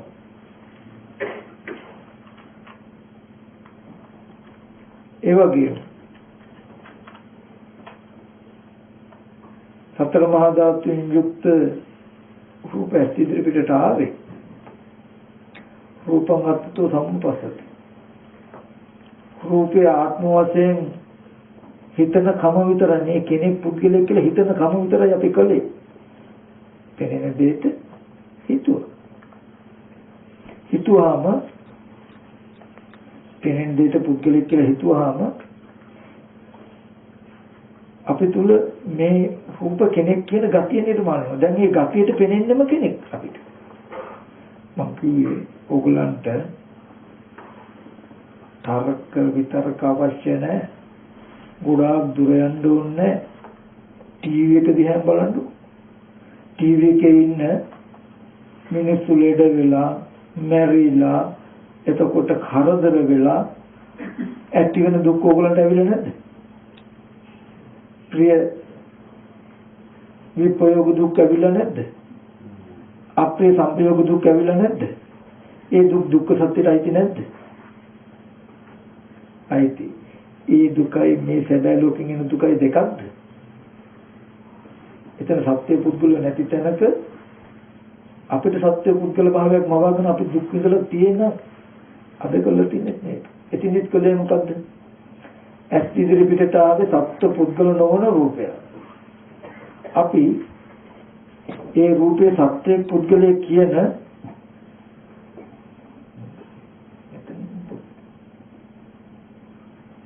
මේ රූපය සත්‍ය පුද්ගලයේ කියන කමින් හිත මෙහෙවල බලපෑකට විතරයි කලේ. ඇහැට රූපයක් පෙනෙන තැනට ටීවී එකේ ඇහත් රූපය චක්කු විඤ්ඤාණ තුන්දෙනාගේ එකතු ස්පර්ශ වේදනාව කියන්නේ පෙනෙනවා කියන සිද්ධිය. ඒ තුල පුද්ගලිය සත්‍යය වටිනා වස්තු මුකුත් නැහැ. පෙනෙනවත් එක්කම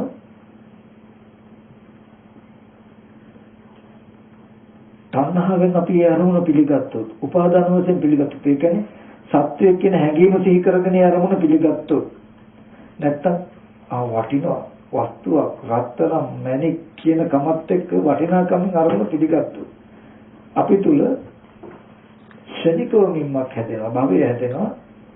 මේබඳු රූප වටිනවා, මේබඳු රූපේ කෙනෙක් කියලා. ඊට පස්සේ තණ්හා උපාදාන ගති දෙක හැදුනට පස්සේ අමුතු මුකුත් කරන්න ඕනේ. දැන් මට පෙනෙන්නේම රූප පුද්ගලයෙක් වගේ. දැන් ටීවී එකේ තියෙන දැන් ඔබ තුල උපාදාන ගතිය හැදිලා හින්දා ඔබට රූප පෙනෙන්නේම පුද්ගලයෙක් වගේ. දැන් ටීවී එක හොඳට චිත්‍රපටි බලන්න පුළුවන්, නාට්‍ය බලන්න පුළුවන්. මොකද ඔබට පෙනෙන්නේ පුද්ගලයෙක් වගේ. ඔබට මේ රූපේ පුද්ගලයෙක් වගේ පෙනෙද්දිත් රූපේ යථාර්ථයේ පුද්ගලයෙක් නොවනකම් ඔබටයි පෙනෙන්නේ මේ රූපේ කෙනෙක් කියලා. ටීවී එක දිහා බලන ඔබටයි පෙනෙන්නේ ඒ රූපේ කෙනෙක් කියලා. ඔබට පෙනෙන දේ තියෙන දේද එතකොට. නමුත් ඔබ සැප දුක් විඳින ඔබට පෙනෙන මට්ටමෙන් නෙමෙයිද? ඔබට පෙනෙන හින්දා නේද ඔබ ජරා මරණ දුක් විඳින්නේ නේ අරමුණේ. දැන් බලන්න ඔබට සත්‍ය පුද්ගලයෙක් කියලා පෙනෙන්න මොකද්ද වෙලා තියෙන්නේ කියලා. පෙනෙන දෙයට තණ්හා උපාදාන කියන කෙලෙස් ගති දෙක එකතු වෙච්ච එක විතරයි ඔබගේ පැත්තෙන් වෙලා තියෙන්නේ. ඒක එකතු වෙච්ච ගමන්ම ඔබට දැන් පෙනෙන්නේ පුද්ගලයෙක් හැටියට. උපායනි තිරේ දිහා බැලුවාම අහුවොත් අපිට කියන්න පුළුවන් සත්‍ය පුද්ගලයෝ ඉන්නේ මේ බාහිරේ කියලා තමයි අත දික් කරන්න වෙන්නේ. මොකද කෙනා අත දික් කරන්නේ කෙනාට පෙනෙන විදිහට. එතකොට රූපాయని තිරේ පැත්තේ ඔබතුමාට පෙනෙන්නේ පුද්ගලයෙක් හැටියට. හැබැයි පැත්තක වෙලා හිටියොත් මට රූපాయని තිරේ තියෙන රූපේ ඔබතුමා අසුරු කරන රූපයේ දෙක දෙපැත්තට මට බලන්න පුළුවන් නම් මට තේරෙයි දෙපැත්ත. මෙයාගේ ඇස් ඉදිරි පිටට ඇවිල්ලා තියෙන සත්පුද්ගල නොවන රූපය. මෙයාට පෙනෙනවා වුණාට එයාගේ කර්මයට ඒ රූපයට තණ්හා උපාදාන කියන කෙලෙස් ටික එකතු කරපු කර්මයට විපාක හැටියට එයාට පුද්ගලයෙක් හැටියට පෙනෙන කම ඇති වෙනවා. දැන් පෙනෙන මට්ටමටයි ඔබතුමා සතු දුක් විඳින්න මිසක තියෙන මට්ටමට නෙමෙයි. පෙනෙන දෙයටයි ඔබතුමාට ලෝකේ කියලා කිව්වේ. ওই ලෝකේ හැදුනේ ওই කෙලෙස් ටිකේ. ඒ විදිහමයි රූපවාහිනියේ තිරේ ආවේ ඇස් ඉදිරි පිට සත්පුද්ගල නොවන රූප වගේ මේ ඇස් ඉදිරි පිටට ඇවිල්ලා තියෙන සත්පුද්ගල නොවන රූප. දකින්නකොටම ශනිකව තණ්හා උපාදාන කියන ගති ටික මගේ මනසේ යෙදුනහම ඒකම අනිත් පැත්තට යනවා. පරවර්තන වෙන කෙලෙසම මට දැන් මේ පෙනෙන්නේ මේ ඔක්කොම සත්‍ය පුද්ගලයෝ වගේ. මට පෙනෙන්නේ දැන් මම සතු දුක් විඳින්නේ මට පෙනෙන විදිහට. මම ඉතින් සත්‍ය පුද්ගලයෝ ඉන්න හින්දා වැඩි මුකුත් කතා කරන්නේ නැහැ. සංවරව කතා කරනවා. ඉතින් බොහොම පරිස්සමෙන් තමයි මම කටයුතු කරන්නේ. තව සත්‍ය පුද්ගලයෝ ඉන්න නිසා මට අනිත් සත්‍ය පුද්ගලයෙක් ගනුදෙනු කරන්න වෙලා හින්දා ඒක ඇත්තම වෙලා හින්දා මට මම ලොකු පරිශ්‍රමයකින් තමයි මේ පරිසරයේ ජීවත් වෙන්න කියලා තියෙන්නේ. නමුත් ඔබතුමාලා නිකන් හිතන්න මේ දර්ශනයේ මානසයෙන් ගෙවුණොත් ඒ මනසට මොනතරම් විවේකයක් හම්බ වේද කියන එක. මේ කියන එක ඕගොල්ලෝ ප්‍රායෝගිකව කරලා බලන්න ඕන. ඕන තැනක ඕන ඔය කියපු උපමාවල් අරගෙන සම්පූර්ණය කරලා බලන්න. මේ දැනුත් ටීවී එකේ ඩිස්ප්ලේ එකේ තියෙන රූපේ වගේ මේ තියෙන රූප ටික ඔක්කොම. මංගාව කෙලස් තණ්හාව පදාන කිය පොඩි ගතියක් විතරම එකතු වෙලා තියෙනවා. තණ්හං ජනේති පුරුෂයා උපදවන්නේ තණ්හාව. මේ සත්‍ය පුද්ගල හදලා තියෙන්නේ තණ්හාව. දැන් මේව බලනකොට මට පෙනෙනවා ගොඩාක් අය ඉන්න සමහරට ඉන්න අයගේ නමුත් කියන්න පුළුවන්. ඕගොල්ලෝ බලන්න. ඕගොල්ලන්ට ගොඩාක් අය පෙනේ. ඉන්නවා. හැබැයි හොඳට මේ මතක තබා ගන්න. මේ පෙනෙන කමටයි ලෝකෙ කිව්වේ. මේ පෙනෙන විදිහටයි, ඇහෙන විදිහටයි, ගඳ සුවඳ දැනෙන විදිහටයි මගේ ආයතන ටිකට හම් වෙන මට්ටමටයි මම සැප දුක් විඳින්නේ.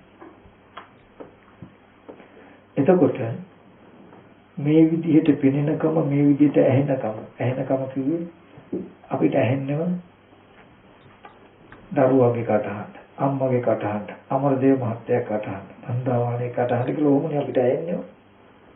මෙහෙම ඇහෙනකම එහෙම නැත්නම් අසභ්‍ය වචනයක් ඇහෙන්නම අපිට හොඳ ಗುಣ කියපු වචනයක්, අසභ්‍ය වචනයක්.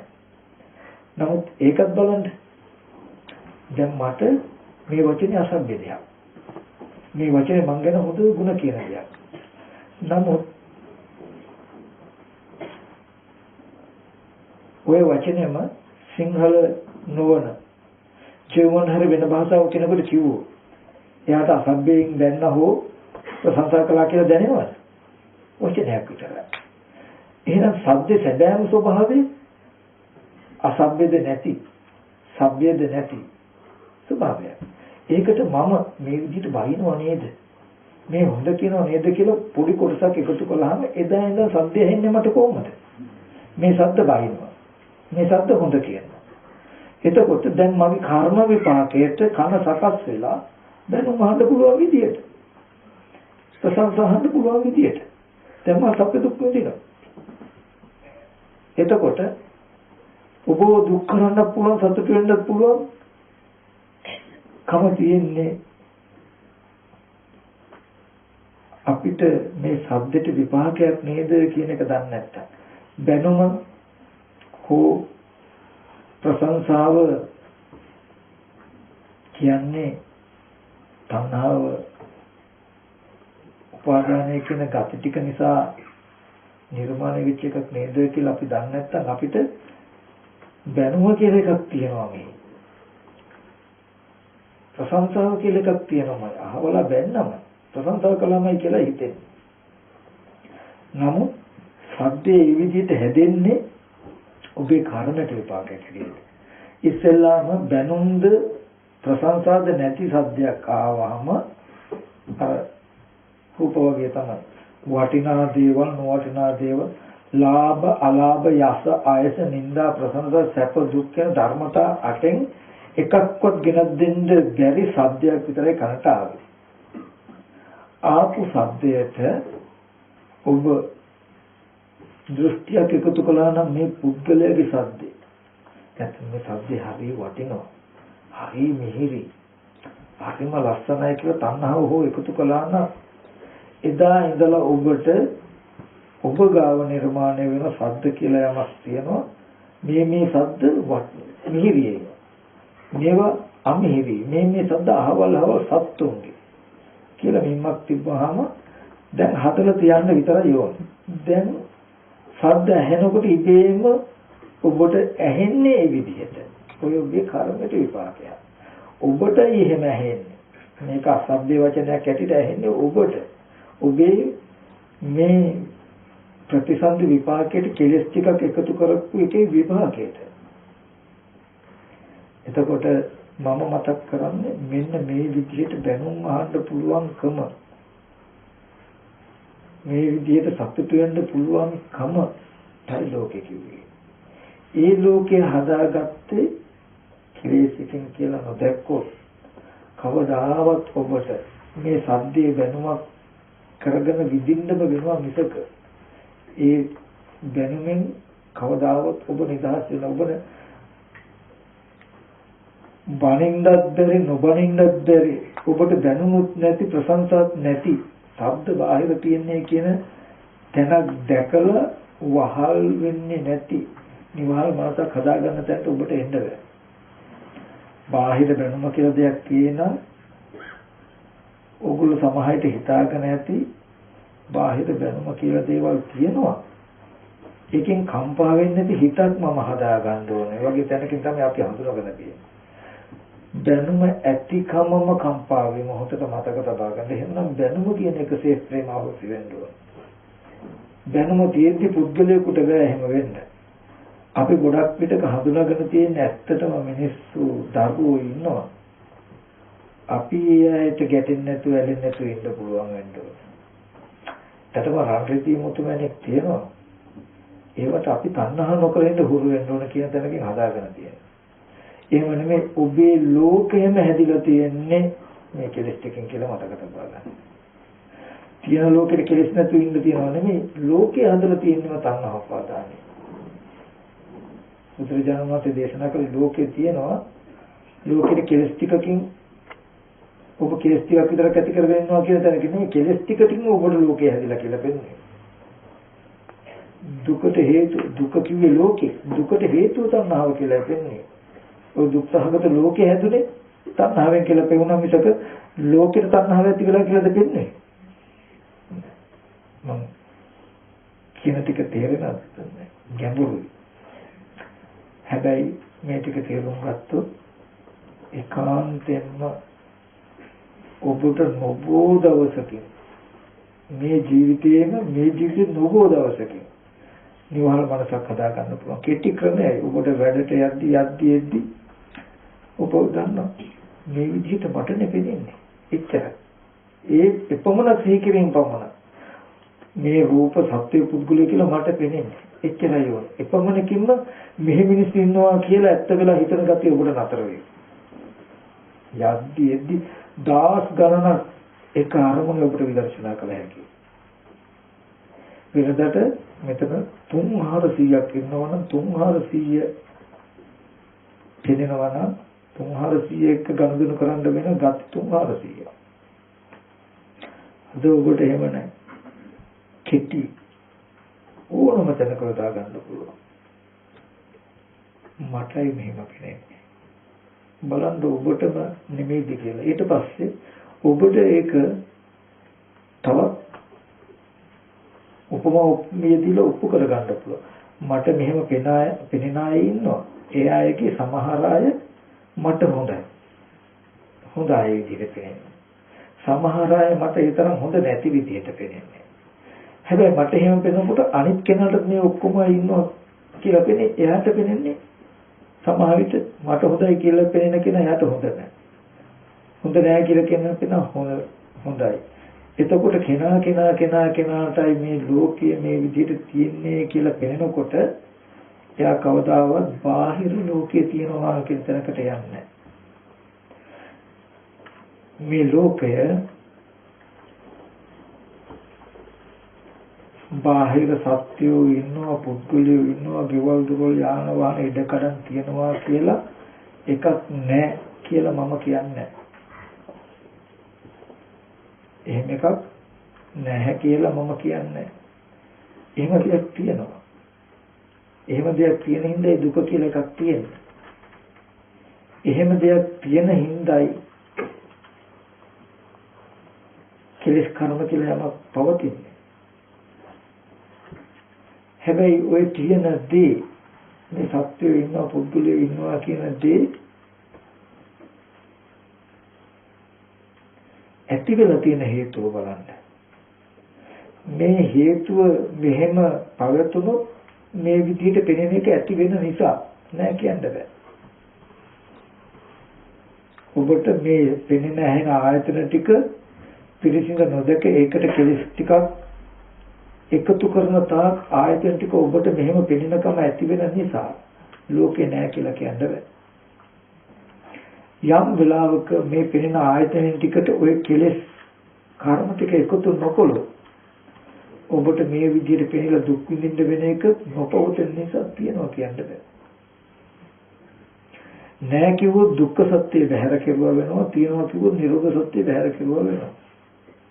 සත්‍යයක් නැහැ, පුද්ගලයෙක් නැහැ, මම කියලා කෙනෙක් නැහැ කිව්වොත් එනකින් දුකකුත් නැහැ.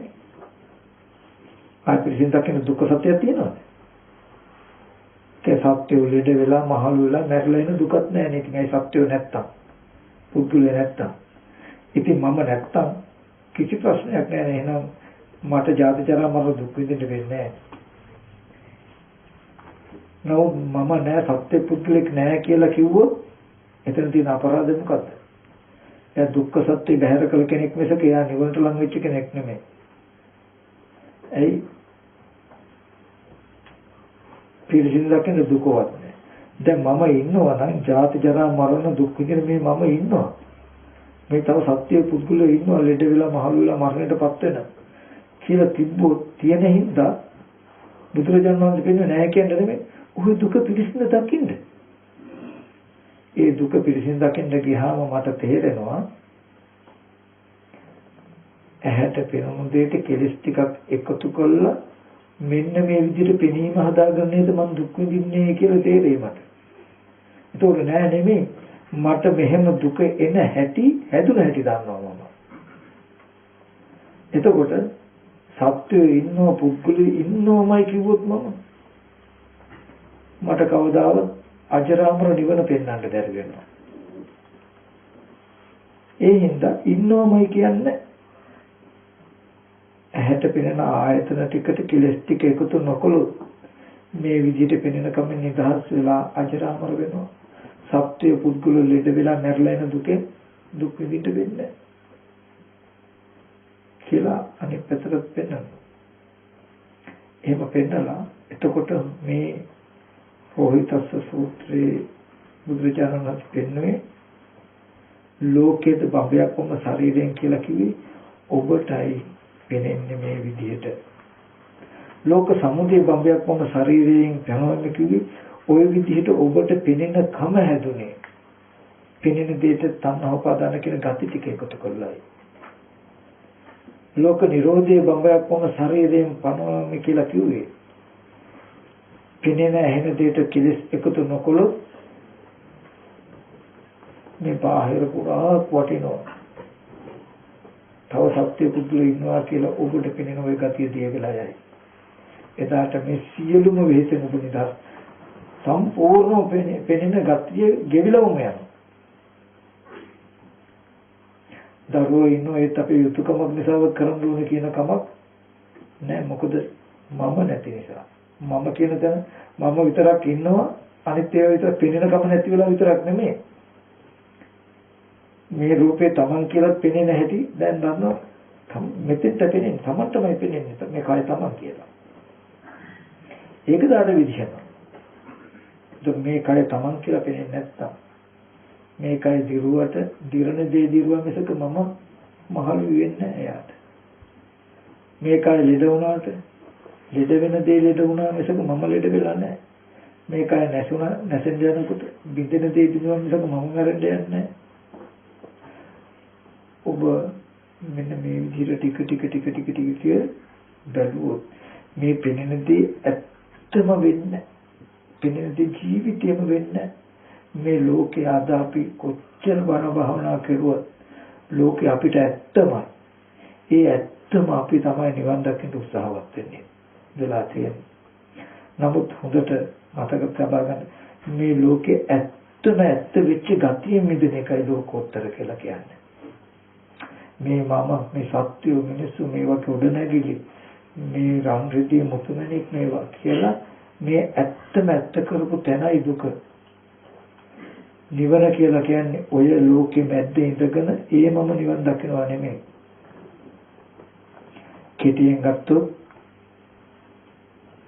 මේ කය පඨවි ආපෝ තේජෝ වායු කියන සතර මහා ධාතුන් යුක්ත කන බොන ආහාරයෙන් හැදුණු මේ කය ලෙඩ වෙනවා, දිරනවා, නැසෙනවා. ඒ වගේම කුණු වෙනවා, පංගු ගන්න ස්වභාවයෙන් යුක්තයි මේ කය. ඒ බඳු කය මම කියලා මගේ කියලා හිතාගෙන ඒ මම දැන් නිවන් දකින්න උත්සාහවත් වෙනවා. ඒ මම සෝවාන් වෙන්න උත්සාහවත් වෙනවා, සකදාගාමී වෙන්න, අනාගාමී වෙන්න, රහත් වෙන්න උත්සාහවත් වෙනවා. ඒ මම ධ්‍යාන වලට සම්බන්ධ වෙන්න උත්සාහවත් වෙනවා. ඒ මම මාර්ගඵල වලට පත් වෙන්න උත්සාහවත් වෙනවා. නමුත් ජරා මරණයටපත් වෙන රූපේ තමන් වෙලා, කුණු වෙලා ඕජස් කලන රූපේ තමන් වෙලා, දිරණ නැසෙන රූපේ තමන් වෙලා ඒ තුල හිටගෙන අපි හොයන නිවන මොකද්ද කියලා බලන්න. කියන්න මට ඒක ප්‍රායෝගිකද? නිබඳු පැවැත්මෙන් මිදීමම අජරාමර නෙමෙයිද? මේ කුණු වෙච්ච ජරා මරණයටපත් වෙන කය මම වෙලා නිවන් දකිනවද? ඒ බඳු කය මම කියන මේ මිදීමම නිවනද? කියන දෙකෙන් කෝකද සහේතුක? එහෙනම් සෝවාන් සකදාගාමී රහත් කියලා කියනකොටම දුවන් දෙපා වචනයක් ඇහෙනකොට හොඳට බුද්ධිමත්ව බලන්න. ඔබේ ජීවිතේ අපි නිදෙන්න ඕනේ බැඳිලා ඉන්න තැනින් නේද? බැඳුම හොයාගන්න. ඔබ ජරා මරණ ශෝක පරිදේ දුක්ඛ දෝමනස් උපායාසයන්ගෙන් නොමිදුනේ මේ කයේ බැඳුන හින්දා නේද? එහෙනම් මේ කයෙන් මිදීම ජරා මරණයෙන් මිදීම නෙමෙයිද? ඔබ බාහිරයට පැනලා පළගැටියා වගේ ආයතන 6 පැත්තට පැනලා ඉන්න තාක් ඔබට මේ කය මම වෙනවා. මේ කය විඳින්නම වෙනවා. ඒකෙන්මයි නිවන නැති උනේ. යම් වෙලාවක මේ පොළවේ පතිත වෙලා තියෙන ගහේ ඡායාව වගේ මේ සතර මහා ධාතු මත පතිත වෙලා තියෙන මගේ මානසික ඡායාව කියලා ඔබ හඳුනාගත්තොත් ඒ කියන්නේ ඔබේ උපාදානයටයි මේ රූපේ හසු වෙලා තියෙන්නේ. රූපයට කියන උපාදානීයයි කියලා. උපාදාන ස්කන්ධය. රූපං අත්තතෝ සම්මුපස්සති. රූපේ ආත්මයක් වශයෙන් පෙන්න සත්‍යයක් ඇටියට පෙන්නන ක්‍රම තියෙන ඔබේ මනසේ. ඔබේ මනසේ තියෙන උපාදාන ගතියට පේන්නේ මේ රූපේ කෙනෙක් වගේ. මේ රූපේ හසු වෙලා ඔබේ මනසේ ගතියට. කාම උපාදානය. මේ රූපේ උපාදානීයයි. ඔබට මේ වටිනවා කියන ක්‍රමයට මේ රූපේ අහුවෙලා. දැන් මේ රූපේ වටිනවා වගේ ඔබට පේන්නේ. ඔබේ මනසේ තියෙන ගතියට මේව අහුවෙලා. උපාදාන ඛණ්ඩ දුක්ඛ ඔබේ උපාදානයට අහුවෙච්ච ස්කන්ධ ටික විපරිණාම කරනකොට දුකමයි. මේ රූපේ මේකට කියනවා උපාදානීය. උපාදානයට හිතයි. ඔබේ මනසේ මේක මැනික් හරි වටිනවා කියලා බැරි වෙලා ගතියක් උපන්නෝ. ඔය මනසෙන් වටිනවා කියලා මේ දිහා බැලුවොත් මේ රූපෙට කියන උපාදානීයයි ওই ගතියට කියන උපාදානය කියලා. ඔබ උපාදාන වශයෙන් මේ රූපය අරගෙන තියෙනවා. ඔබේ උපාදානෙට හිත විදිහටයි මේ රූපේ තියෙන්නේ. එතකොට වටිනවා මේ රූපේ කියන තැනකින් ඔබ බලාගෙන ඉන්නකොට ඒ උපාදාන ස්කන්ධය ඔබට ගෙනත් දෙන දුක මේ රූපේ මං කඩනකොටම උපාදානයේ හිතපු රූපේ විපරිණාම බව ඔබට දුකක් ගෙනත් දෙයි.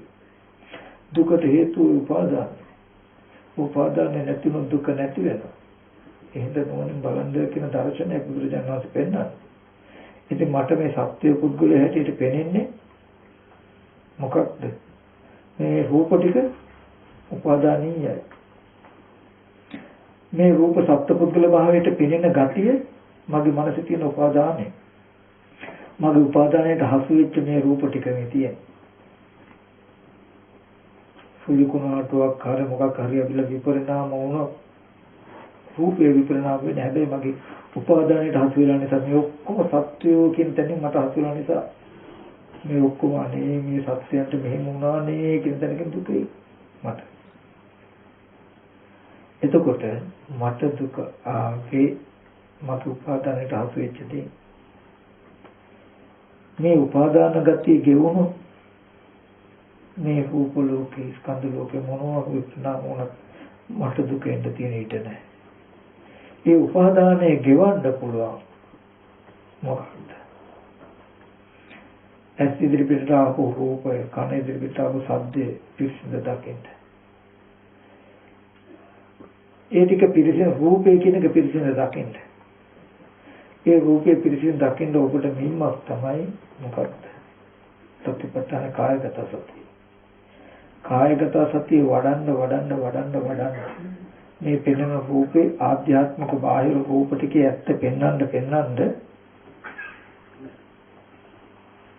මේ රූප සත්‍ය රූප පුද්ගලිය කියලා තමන්ගේ හිතේ තියෙන මින්ම ටික ටික වෙනස් වෙනවා. උපාදානය ගෙවෙනවා. මේක යම් දවසක් තියෙන උපාදානය සම්පූර්ණ ගෙවුනහම ඔබට පෙනෙන්නේ රූප පැත්තේ මෙහෙම පුද්ගලිකත්වය කියලා. එදාට සත්‍ය පුද්ගල භාවයෙන් ඔබ දුක් විඳින දේ මිදෙනවා. වඩලා ඉවර වෙනකොට කෙලෙසිය ගෙවිලා ඉවරයි. කෙලෙසිය ගෙවිලා ඉවරනකොට දුක නිරුද්ධ වෙනවා. එකට වෙනවා. ඉතින් මම මතක් කළේ එහෙම බැයිනම් තව පැත්තකට හිත යන්න මොකද්ද කෙටි ක්‍රමයට මේ ඔක්කොම සත්‍ය පුද්ගලය කියලා පෙනෙන්නේ මට නේද කියලා බලන්න. බැලුවට ඔහොම කිව්වට ආශ්‍රව බලවත් පෙනෙන්නේ නැහැ. ඉන්නවමයි කියලා හිතනකොට ඉන්නවා කියලා හිතන සත්‍යය කියලා ඔබට පෙනෙනවා කියන තැනක ඉන්න සත්‍යය එහෙනම් පෙන්නපම් මුළු තමන්ගේම අහන්න. එක රූපයක් ඉලක්ක කරලා පෙන්නොත් හොඳට සම්මර්ෂණය කරලා පෙන්නන්න ඒක. කන බොන ආහාරයෙන් ඇතුළේ මේ කොටස් ටිකයි තියෙන්නේ. ඔහොම තියෙන තැනක ඔබටයි පෙන්නේ සත්‍යයක් ඇටියට. තව ඕනනම් ටීවී එකේ තියෙන දේ එහෙම රූප එහෙම පෙන්නන්න. ওই විදිහට නිකම් පෙන්න ඉන්න. මහා වෙහසක් ඕනේ. වැඩට යනකොට මෙල්බන් සිටි එකම සිටි එකම එක සිතෙන් විදර්ශනා කළ හැකි ඔක්කොම. මේ ඔක්කොම මටයි මේ විදිහට සත්‍යය හැටියට පෙනෙන්නේ. එහෙම අපි ටික දවසක් යනකොට අපි හිත පිළිගන්නවා. මුලින් තමයි පිළිගන්නේ නැත්තේ අපිට උත්තර සපයන්න වෙනවා එකක් ගන්න නැහැ. සතර මහා ධාතු කන බුන ආහාරයෙන් ඇතුළේ තියෙන කුණු කොටස් ටිකක් තියෙන්නේ. ඒ කියන්නේ අපිටයි පේන්නේ කිව්වට පිළිගන්නේ නැහැ. ඉන්න හින්දායි පේන්නේ කියලා යා කියන්නේ කෙලෙස්. නෑ ඉන්න හින්දා නෙමෙයි මේ විදිහට මටයි පේන්නේ. එතකොට Tamante පෙනෙන බව ඉන්න කෙනෙක් වෙනවා නෙමෙයි මෙහෙම රූප ටික මෙහෙම කෙනෙක් පුද්ගලෙක් ඉන්න බවට පෙනෙන්නේ Tamanටයි කියන ටික පෙන්නන්න.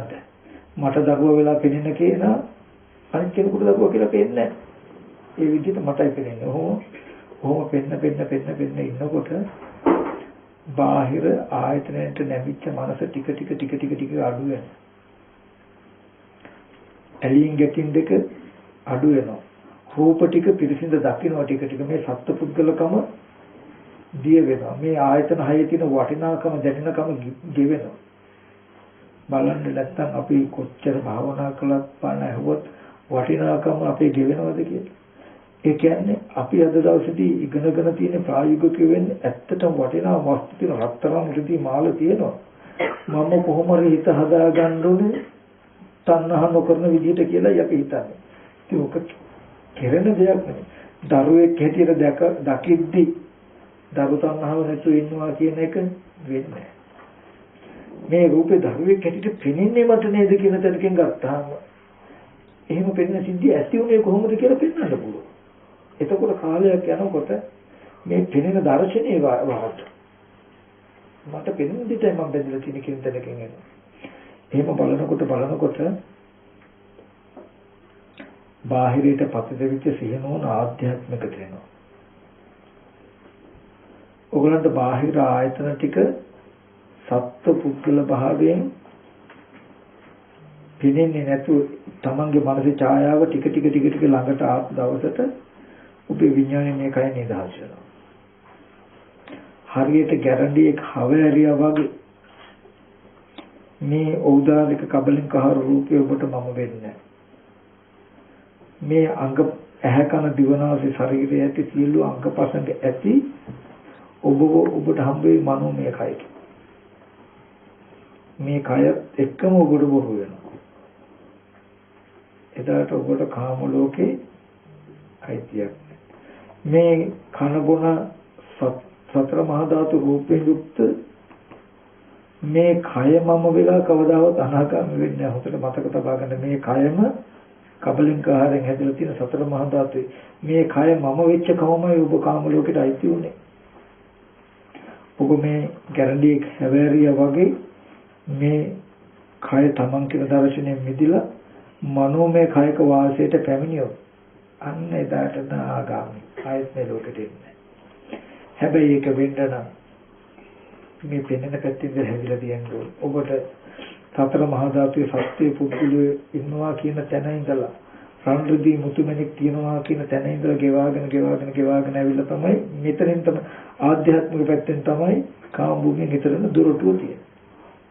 හොඳට මතක තබා ගන්න මේ කය මම කියන තැනක ඉඳගෙන මේ කයේ විඥානේ බැඳිලා තියෙති බාහිර ආයතනයක දර්ශනයකින් අපි මිදෙන්නේ. පෙනෙන දේ පෙර නොතිබීම හටගෙන ඉතුරු නැති වෙනවා කියලා දැක්කත් අපිට මොකුත් වෙන්නේ මේ කය මම කියන තැන සැප දුක් විඳින්නම වෙනවා. එතකොට පෙර නොතිබීම හටගෙන ඉතුරු නැති වෙනවා කියන එක දකින්න හොඳට ඉතුරු වෙනවා. මේ කය සහිත මට ඒක හොඳට පේනවා, හොඳට තේරෙනවා වෙයි. ඔබ ධ්‍යානයකට සමවදින්න ඕන. ඒත් මේ කයින් නොමෙදී ඔබ හොඳ ධ්‍යානයකට සමවදින්න තත්ත්වයක් කියන තැනක ඔබට මේ කය විඳින්න වෙයි. එහෙනම් හොඳට මම කියන දේ ගැඹුරුයි. කවදා හරි දවසක අපි මෙතෙන්නේ මේ කයෙන් හොඳට මතක තබා ගන්න. මේ කය බැඳිලා හින්දායි ලෙඩවීම මහලු බව මරණය මගේ වෙලා තියෙන්නේ. මේ ඕදාරික කයෙන් මගේ කියන දර්ශනය මිදුණු දර්ශනය නෙමෙයි මේ ස්පර්ශෙම මිදෙනවා. අද ඔබට ඔබ සිහි කරන්න පුළුවන් නම් ඔය ජීවිතේම මේ සතර මහා ධාතු කය අතහැරලා මනෝමය කයකට යනවා. අපේ ජීවිතයේ ඇත්ත ඒක. ඉතින් මේ වගේ පැත්තක් තියෙනවා. ඉදිරි වැඩසටහන් වලදී ඒ පැත්ත තව ටිකක් කියලා දෙන්න. දැන් අද දර්ශනය තමයි අපේ මොකද්ද? නිවහල් මනසක් හදාගන්න එක. නිදුක් මනසක් හදාගන්න එක. සැප සතුට දෙක ළඟා කරගන්න එක. ඒක වෙන්න පුළුවන්. ඒක වෙන්නේ ලෝක නිරෝධයක් කළොත්. ලෝක නිරෝධ කරන්න පුළුවන්කම තියෙන්නේ ලෝකයේ ඇති කරපු හේතුව දැක්කොත්. ඒ ලෝකයේ ඇති කරපු හේතුව තමන් තුළින්ම පතිත වෙලා තියෙන හින්දා ඒ ලෝකයේ තමන් නිර්මාණය කරගත් එකක් වෙනවා.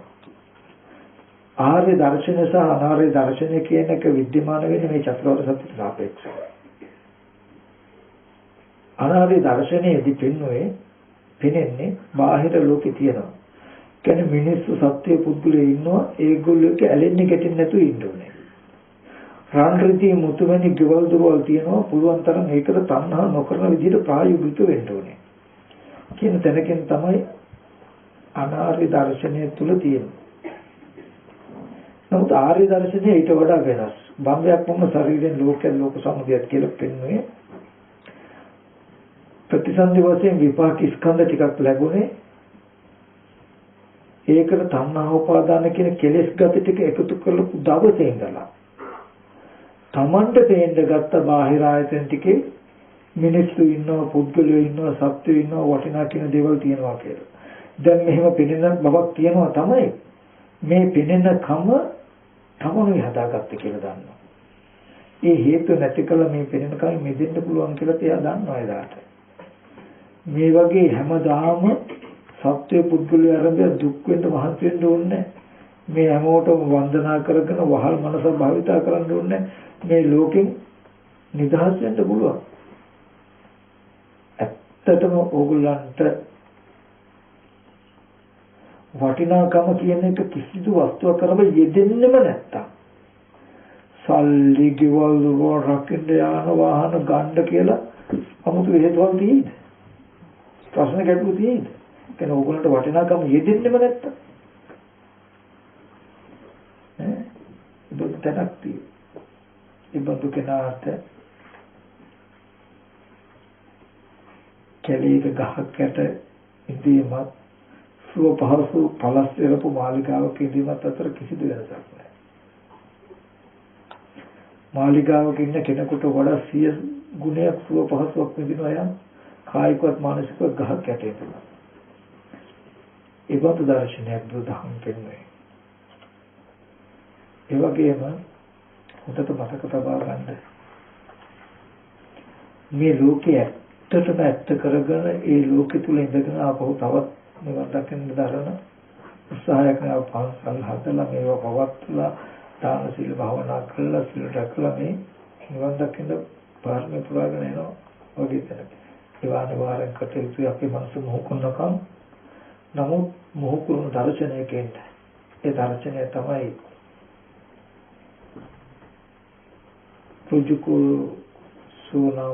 රුජුකෝ නාම සුමග්ගෝ අභියෝ නාම තාදිස ඒ මාර්ගයේ ඍජු ඒ දිශාව නිරූපණය. ඒකට අද දවසේදී නෝ තේරෙනවා නම් එක දෙයක් විතරක් මතක තබාගෙන උපමාව ටීවී එකේ තියෙන රූප කෙනෙක් කියලා පෙනෙන්නේ මට එච්චරයි ඔබට බලන්න තියෙන්නේ. ඒ වගේ මේ සියලුම දේවල් පුද්ගලයා හැටියට පෙනෙන්නේ මට. මේ සල්ලි මිල මුදල් වටිනවා හැටියට පෙනෙන්නේ මට කියන තැනකින් පෙන්නේ. ඒකට හේතුව වොන්න දක්වන්න. එතකොට නෑ කියන්නේ ඔබට ලෝකයක් පෙනෙනවා වගේ. ඒ කියන්නේ දැන් අපි ගත්තොත් මේ ලෝකේ හැදෙන හැටි. මේ පෑන මේ දිහා දැන් ඇහැට පෙනුන මේ වස්තුව පෙනීම් දර්ශනයක් විතරයි. හැබැයි මම හිතුවොත් මේක නිල් මැණික් වලින් හදපු එක මේක කෝටි ගණක් වටිනවා කියලා හිතුවොත් මම ටග්ගාල මන් තුල දැනුමක් හැදෙනවා මේ පෙනෙන්නේ කෝටි ගණක් වටිනා දේ හැටියට. හැදුණු ගමන් දැන් මට පෙනෙන්නේ මේ කෝටි ගණක් වටිනා මැණිකක් වගේ මට පෙනෙන්නේ මේක. දැන් මම දන්නේ නැත්තම් මේක කෝටි ගණක් වටිනාකමට මටයි පේන්නේ. ඒක මමයි හදාගත්තේ කියලා දැන් මේ වස්තුව වටිනවා වගේමයි මට පේන්නේ. මෙතුමත් ඇස් ඉදිරි පිට රූප වෙනකොට මේක කෝටි ගණක් වටිනා නිල් මැණිකක් කියලා එතුමත් හිතුවා. හිතපු ගමන්ම වටිනා නිල් මැණිකක් කියලා එතුමට තේරෙනවා.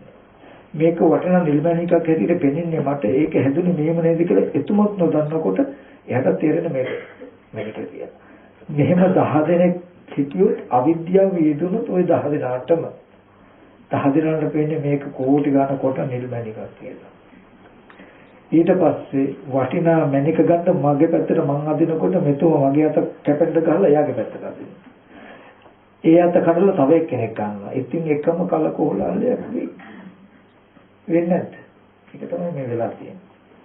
ඉතින් ඔය කිසිදු එක්කෙනෙක්වත් අතවත් දාන්න නැතිව මේකට අවිද්‍යාව නැති වුණා. මේ වස්තු මේ කෝටි ගණක් වටිනවා කියලා පෙන්නන ක්‍රම තියෙන්නේ මං ගාව නේද? නමුත් උරුම කරගත්තොත් මට ජරා මරණ දෙයක් නේද උරුම කරගන්න වෙන්නේ කියන උත්තරය එන්නේ.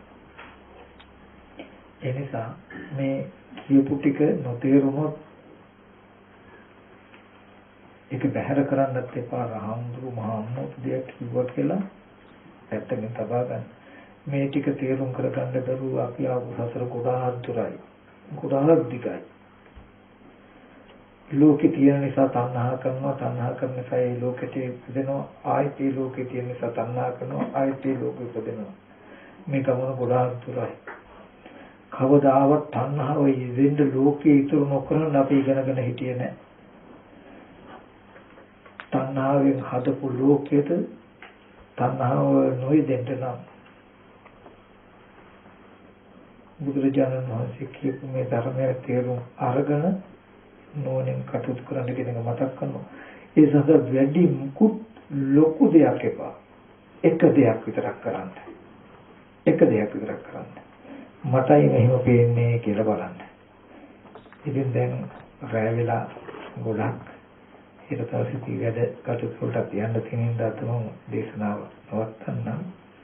අපි ඉදිරි භාවනා වැඩසටහන් වලදී මේක තවදුරටත් පැහැදිලි කරලා දීලා භාවනා වැඩසටහන උත්සාහවත් වෙනවා ටික මේ ජරා මරණ එන ලෝකයේ නිදහස් වෙන ක්‍රමවේද උඹට ටික හුරු කරවන්න. ඒ හින්දා හැම කෙනෙක් සම්බන්ධ වෙන්න. දෙයක් මතක තබා ගන්න මේ පින්න කරුණ මම දන්නේ මට තේරුණා ඔබට තේරුණාද කියලා. තේරුණා නම් ඇත්තටම වාසනාවන්තයි. නමුත් නොතේරුණා මෙන්න මෙහෙම දෙයක් තියෙනවා මේක තේරුම් ගන්න උත්සාහවත් වෙන්න කියන තැනකින් කටයුතු කරන්න කියලා මතක් කරනවා. හොඳයි සාදරව